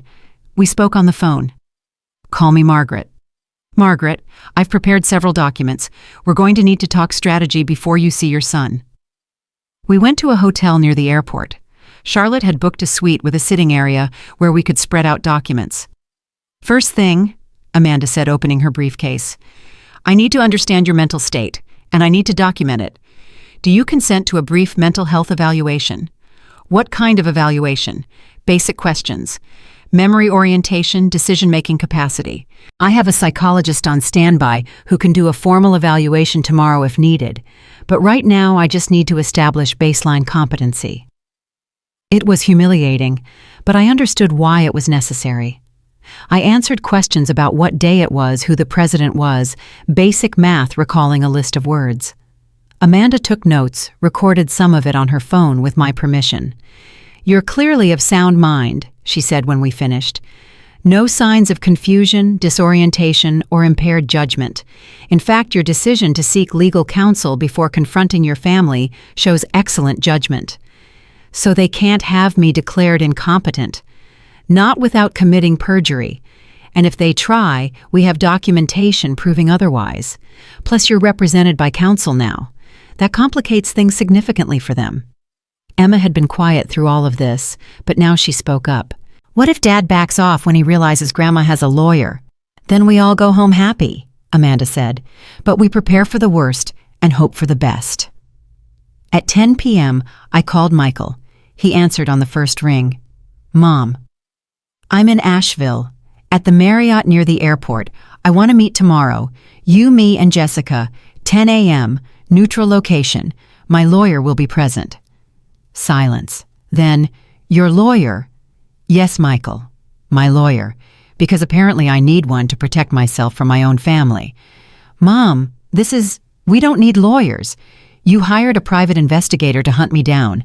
You tried to access my medical records. You discussed having me declared incompetent. Don't tell me I don't need a lawyer." "How did you, Emma? Emma told you." Emma told me the truth, something I wish you'd done from the beginning. We can work this out without lawyers getting involved. No, Michael, we can't, because every time I try to set a boundary, you violate it. Every time I ask for space, you invade it. So now we do this formally with witnesses and documentation. 10 a.m. tomorrow, the Starbucks on Merriman Avenue. We'll talk there. Why Starbucks? Because it's public and I feel safer in public. Be there or don't. Your choice. I hung up before he could argue. Charlotte poured wine. Emma looked shell-shocked. Amanda was already typing notes. That was perfect, Amanda said. Public place neutral territory, clear boundaries. Well done. I feel like I'm going to be sick. Also normal. You just drew a line in the sand with your child. That's terrifying. Emma came and sat next to me. Grandma, what if they don't come? Then I'll know where I stand, and I'll move forward accordingly. What if they do come and it goes badly? Then at least we'll all know the truth about each other. That night, I barely slept. I kept rehearsing conversations in my head, imagining every possible scenario. Michael apologizing, Michael attacking, Jessica crying, Jessica cold. All of it, every variation played on repeat until I gave up on sleep at 5 a.m. I showered, dressed in my navy dress, the one that made me look sharp. Put on lipstick. Real lipstick, not the barely there kind. Earrings Richard had given me for our 20th anniversary. I looked in the mirror and saw a woman I'd forgotten existed. Charlotte knocked at 7. Ready for war? As ready as I'll ever be. Good, because Amanda just got a call. Michael's bringing his own lawyer. My stomach dropped. He's what? Escalating, which means he's scared. Scared people do stupid things, but they also back down faster when confronted with reality. At 9:45, we arrived at the Starbucks. Amanda insisted we get there early, establish our territory. We took a table near the window. Charlotte and Emma sat at a nearby table back up, but not part of the official meeting. Michael arrived at 9:58 with Jessica and a man in an expensive suit who could only be his lawyer. They saw me, and Michael's face went through several emotions at once. Relief, anger, hurt, fear. He sat down across from me without a word. Jessica sat next to him, her face carefully neutral.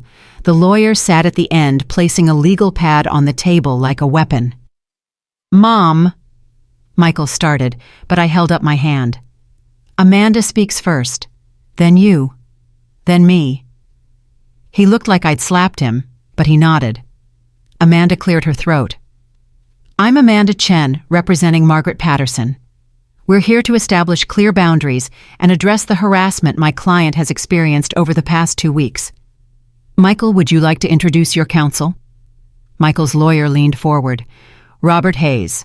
I'm here simply to observe and ensure this conversation remains civil." "Then we're in agreement. This is about civility and boundaries." Amanda pulled out a document. "Mrs. Patterson is of sound mind and body. She's traveled independently, made rational decisions, and maintained her own financial affairs without issue. Any suggestion otherwise is demonstrably false and potentially actionable." Robert glanced at Michael, who looked at his hands. "Furthermore," Amanda continued, "the hiring of a private investigator to track my client attempts to access her medical records without authorization and threats of incompetency proceedings constitute harassment and potential elder abuse under North Carolina law." "We never threatened," Jessica started, but Robert put a hand on her arm. "Let's hear them out," he said quietly. "My client is willing to work toward reconciliation with her family, but that requires respect for her autonomy, her choices, and her boundaries. She's not asking for permission to live her life. She's informing you how things will be moving forward." Michael finally looked up at me. "Mom, please, can we just talk without the lawyers?" "Talk," I said. "I'm listening." "I'm sorry. We're both sorry. For all of it. The vacation, the things we said, the way we treated you. You were right. About everything." Jessica nodded, tears in her eyes. "I called you after Emma left. I apologized. I meant it." "I know you did. But apologies without changed behavior are just words." "Then tell us how to change," Michael pleaded. "Tell us what you need." I took a breath. This was it. The moment I'd been rehearsing for days. I need you to see me as a person, not a role. Not just mom or grandma or the emergency babysitter. A whole person with wants and needs and dreams that don't revolve around making your life easier. Okay, Michael said. What else? I need you to ask, not assume. Ask if I'm available to watch the kids. Ask if I want to come on trips. Ask what I want instead of deciding for me. Done. What else? I need you to respect my no. If I say I'm not available, I need that to be okay without guilt trips or manipulation. Jessica flinched but nodded. And I need space, I continued.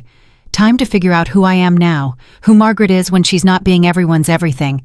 I don't know how long that will take. Could be weeks, could be months.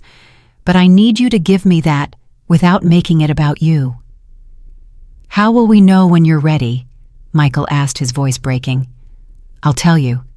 And until then, you respect my silence. That's not fair, Jessica said, then caught herself. Sorry, I'm sorry.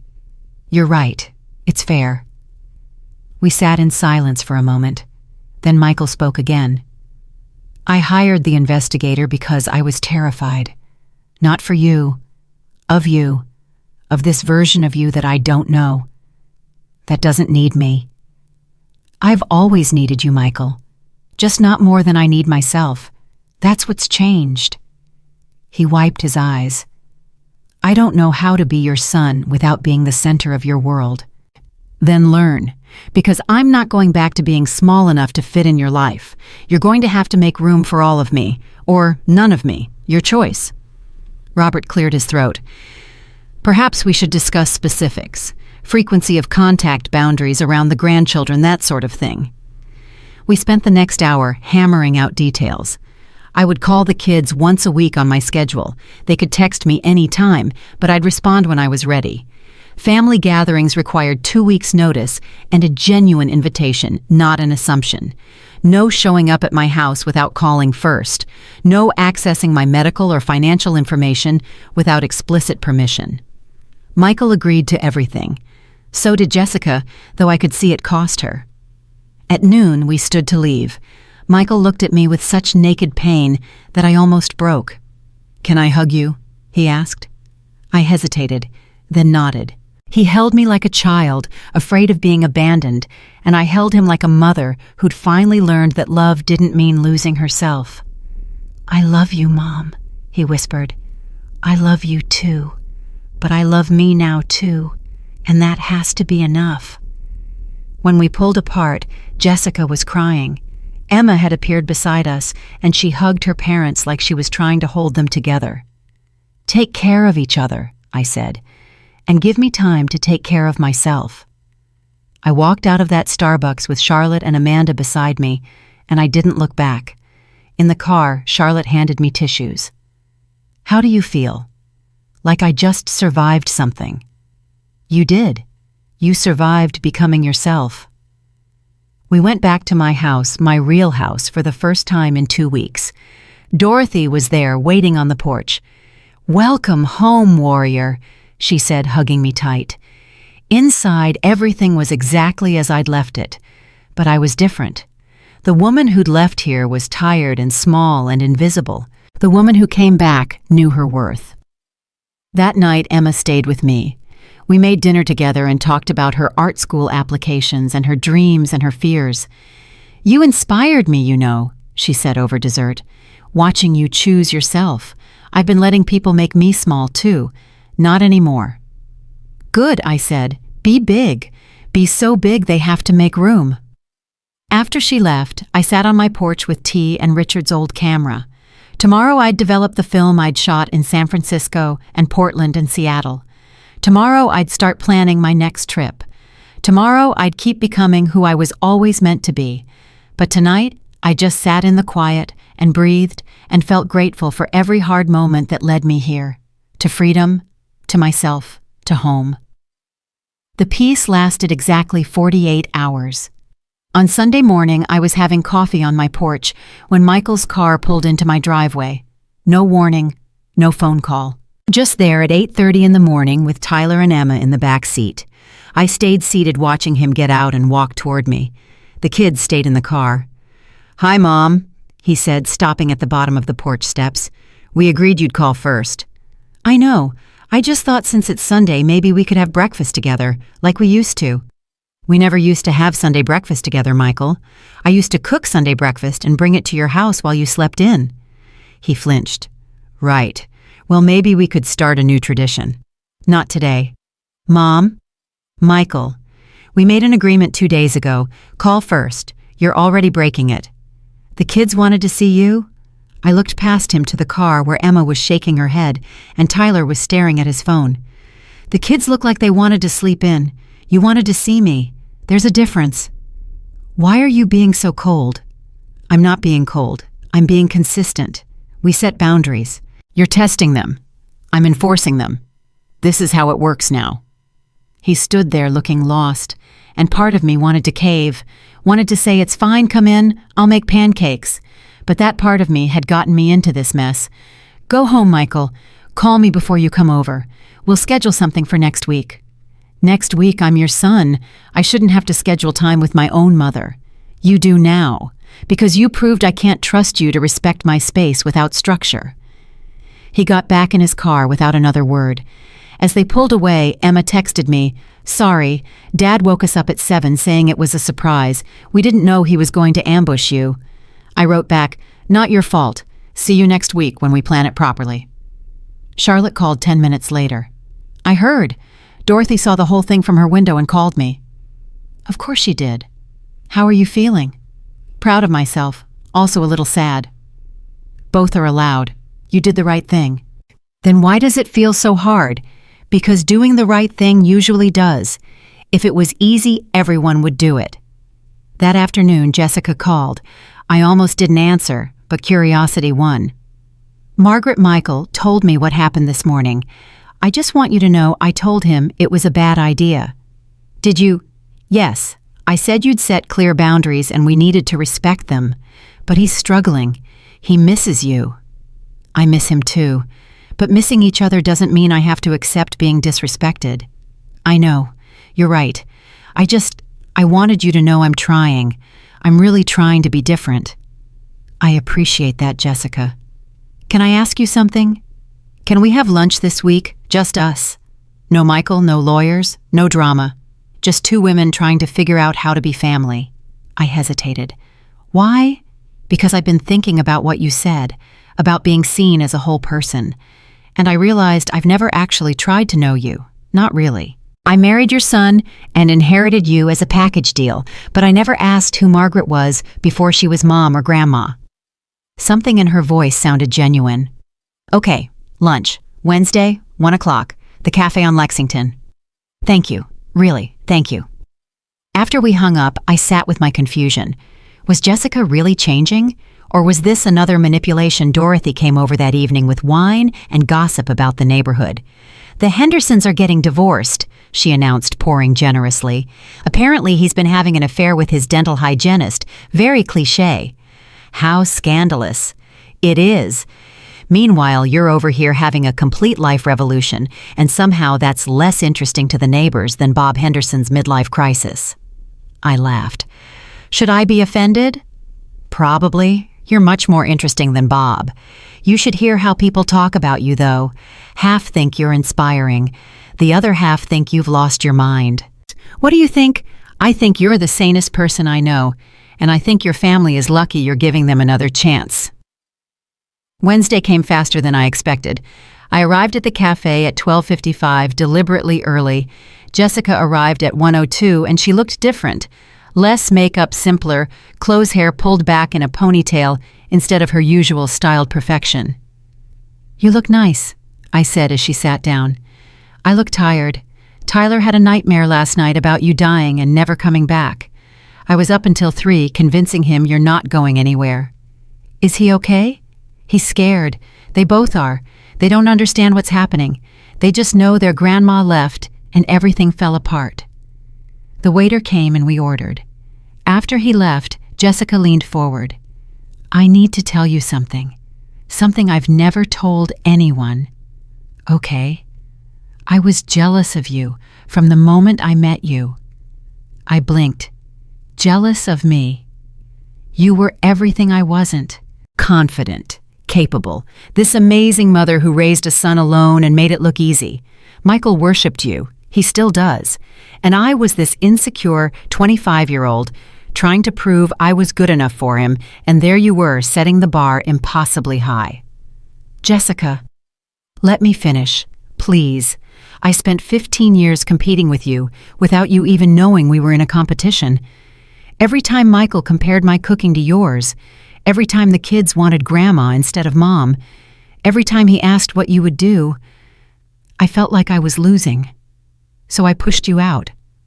I made you smaller so I could feel bigger. She was crying now, tears streaming down her face, without any attempt to hide them. I'm not proud of it. I'm ashamed, but I need you to understand it wasn't about you. It was about my own inadequacy. And I'm sorry. I'm so sorry. I handed her a napkin. Thank you for telling me. And that's it. Just thank you. What do you want me to say? That it's okay. It's not okay. You hurt me for years, but I believe you're being honest right now and that matters. How do I fix it? You can't fix the past. You can only do better going forward. How? Stop competing with me. Stop seeing me as a threat. I'm not trying to be Tyler and Emma's mom. I'm trying to be their grandmother. There's room for both of us in their lives. I know that now. I didn't before. Our food came, and we ate in uncomfortable silence. Then Jessica spoke again. Michael's not doing well. Since you set the boundaries, he's been withdrawn. Won't talk about it. Just sits in his office, staring at his computer. That's not my responsibility to fix. I know. I'm just telling you. He's processing something big, and he won't let me in. Maybe he needs to process it alone, like I did. Maybe. After lunch, Jessica hugged me goodbye, and it felt less forced than usual. I drove home feeling cautiously hopeful. That hope lasted until Thursday night, when Emma called sobbing. Grandma, I need you. Please, I need you right now. My heart stopped. What happened? Are you hurt? I'm at the hospital. I'm okay physically, but I need you. Please come. I was in my car in seconds. Which hospital? Mission. I'm in the ER. Please hurry. I drove faster than I should have, my mind spinning through every terrible possibility. When I got to the ER, Emma was sitting in the waiting room, Tyler beside her, both of them looking shell-shocked. What happened? I demanded. It's Dad, Tyler said quietly. He collapsed, at work. They think it's his heart. Everything stopped. Where is he? He's alive. They took him back 20 minutes ago. Mom's with him. They won't let us go back yet. I sat down between them and pulled them both close. Tell me everything. Emma's voice shook as she explained. Michael had been at work, had complained of chest pain, had tried to push through it. A colleague had found him on the floor of his office and called 911. The paramedic said if they'd found him 10 minutes later, she couldn't finish. We sat there for what felt like hours, but was probably only 30 minutes before a doctor came out. Family of Michael Patterson. We all stood. He's stable. He had a panic attack, not a heart attack, but his blood pressure was dangerously high and he's severely dehydrated and exhausted. We're keeping him overnight for observation. Can we see him? I asked. Family only. Are you his wife? I'm his mother. Room 4. He's been asking for you. Jessica met me at the door to his room, her face blotchy from crying. He keeps saying your name, she whispered, over and over. Margaret, Mom, I need my mom. I walked past her to the bed where my son lay connected to monitors and IVs, looking small and scared. Mom, he said when he saw me, and his voice broke. I'm sorry, I'm so sorry. I took his hand. Shh, don't talk, just rest. No, I have to say this. I've been dying, Mom, not physically, but inside. Ever since you left, I've been dying because I finally realized what I lost. Not just you being there whenever I needed you, but you, the person. I lost my mother because I stopped seeing her as a person. Michael, I couldn't breathe today. literally couldn't breathe, and all I could think was, what if I die and the last thing I said to her was go home? What if I never get to tell her that she was right about everything? Tears were streaming down his face and mine. You were right, about being invisible, about being taken for granted, about us treating you like hired help instead of family. You were right, and I was too proud and too scared to admit it. You're admitting it now. Because I almost died today thinking you'd never forgive me. I forgive you. But Michael, you need to understand something. Forgiveness doesn't mean going back to how things were. It means moving forward differently. I know. I'm ready to do that. However you need me to do that. The doctor came in to check his vitals and kicked me out. In the waiting room, Jessica grabbed my arm. Thank you for coming. He needed you. He's my son. Of course I came. Even after everything. Even after everything. That's what love is, Jessica. It's showing up even when it's hard. But it's also setting boundaries so showing up doesn't destroy you. She nodded, understanding finally dawning in her eyes.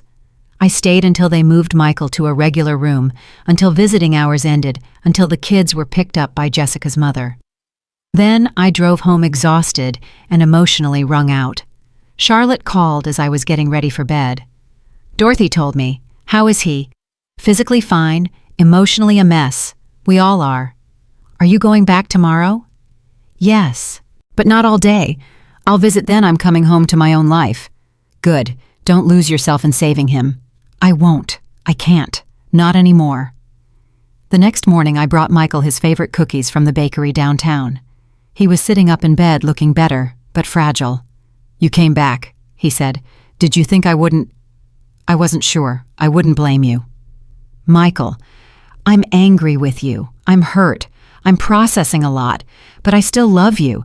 Those things can all be true at once. I don't know how to be your son in this new dynamic." "Neither do I. We'll figure it out together, but it starts with honesty. Real honesty, not the kind where you say what you think I want to hear." "Okay. Honestly, I'm terrified of losing you.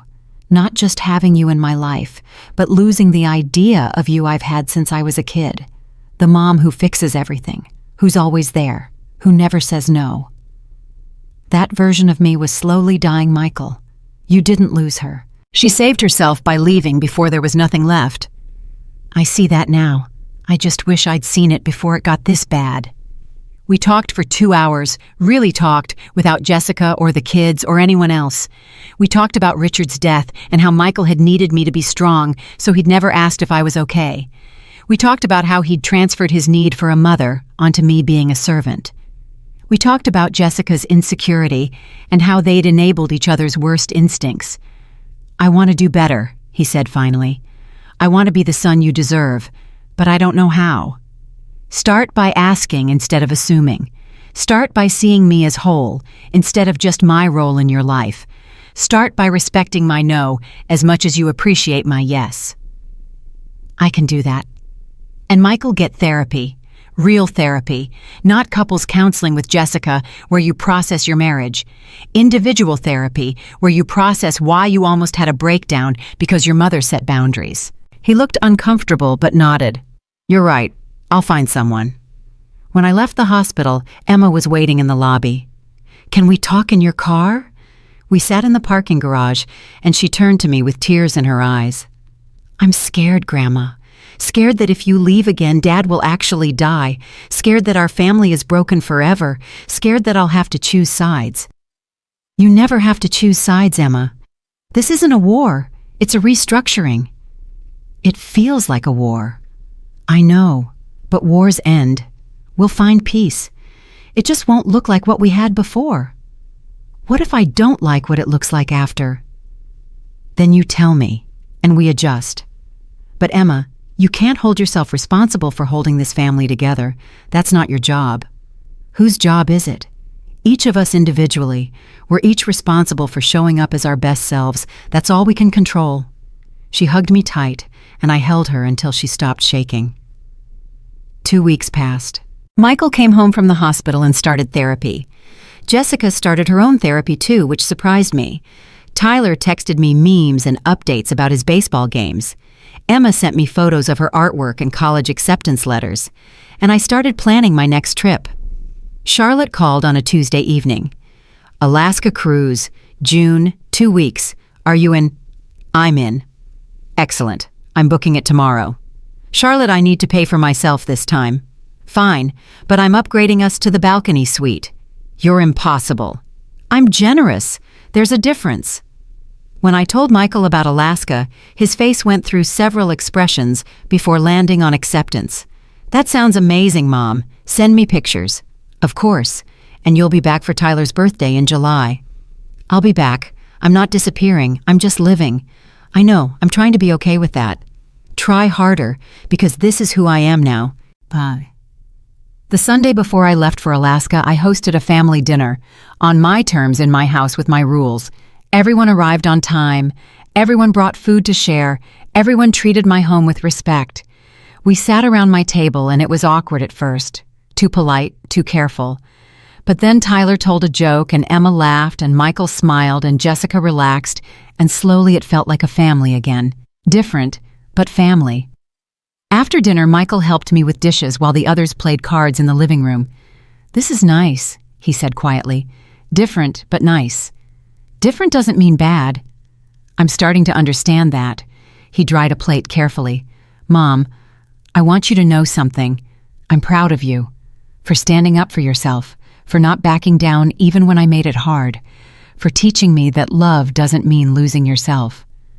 I stopped washing and looked at him. "Say that again." "I'm proud of you." Tears filled my eyes. "Thank you, I needed to hear that. To hear. I should have said it sooner. I should have said a lot of things sooner." We finished the dishes in comfortable silence, and when everyone left the house, felt peaceful instead of empty. The Alaska trip was everything I needed. Glaciers and whales and stars so bright they looked fake. Charlotte and I hiked and ate too much seafood and laughed until we cried. I took hundreds of photos with Richard's old camera and felt him with me in the cold air and vast spaces. On the last night of the cruise, Charlotte and I sat on our balcony wrapped in blankets and drinking wine. "What's next?" she asked. "After this, I don't know. Maybe I'll learn to paint, or take a cooking class, or volunteer somewhere that has nothing to do with my family. Or you could come to Italy with me in September." Italy. I'm renting a villa in Tuscany for a month, teaching myself to make pasta from scratch and drinking wine that costs more than my first car. Join me. "Charlotte, I can't just gallivant around Europe. Why not give me one good reason?"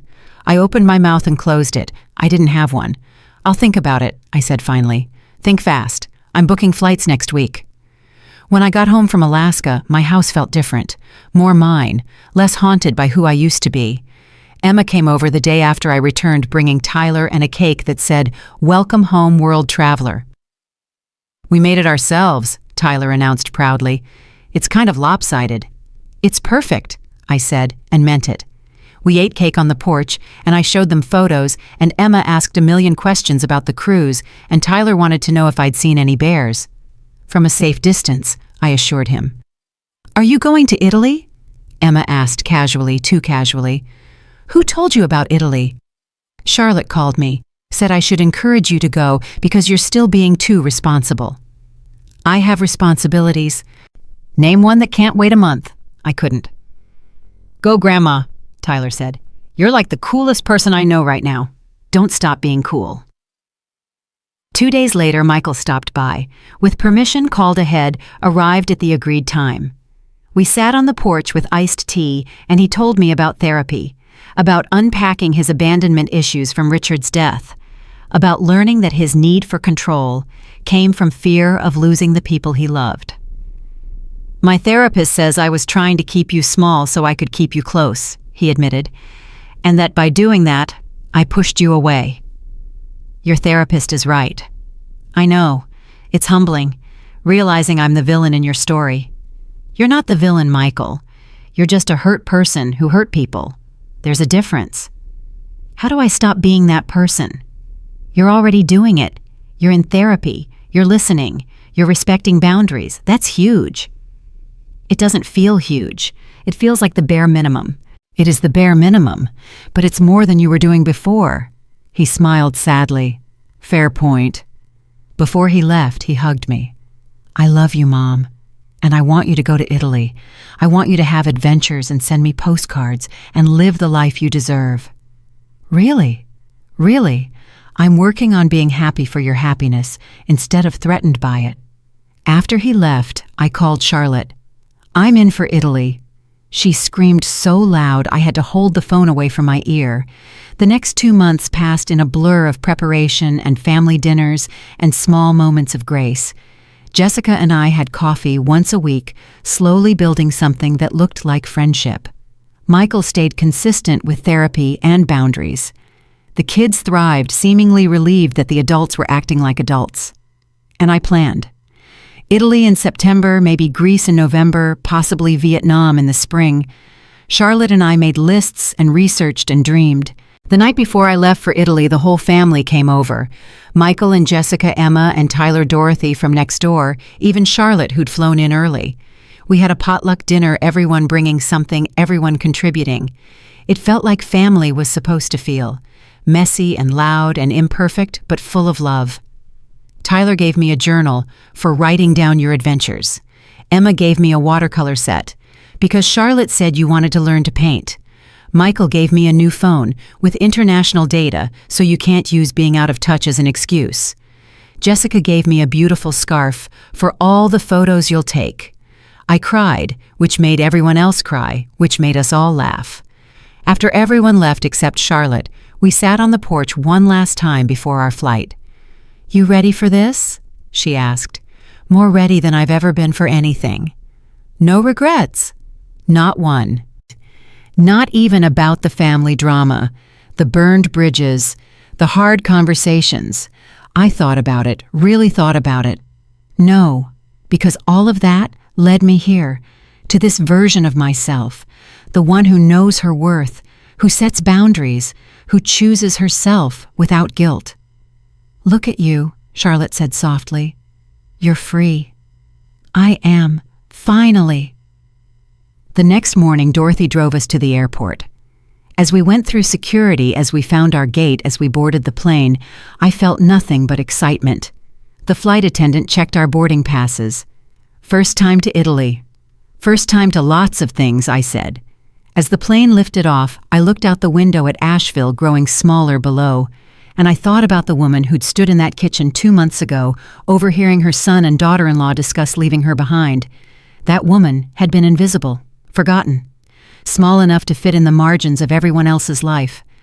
I wasn't that woman anymore. I was Margaret Patterson, 74 years old, traveler, friend, grandmother on my own terms, woman who'd reclaimed her life from people who'd forgotten it wasn't theirs to take, and I was just getting started. Charlotte raised her plastic cup of champagne. To new adventures. I clinked my cup against hers, to choosing ourselves, to being too old for exactly nothing, to proving them wrong, to proving ourselves right. We drank and the plane carried us toward Italy, toward freedom, toward lives we'd earned by refusing to disappear quietly. They'd said I was too old to travel, too tired, too much of a burden. They'd been wrong about all of it, and I'd spent the rest of my life proving it.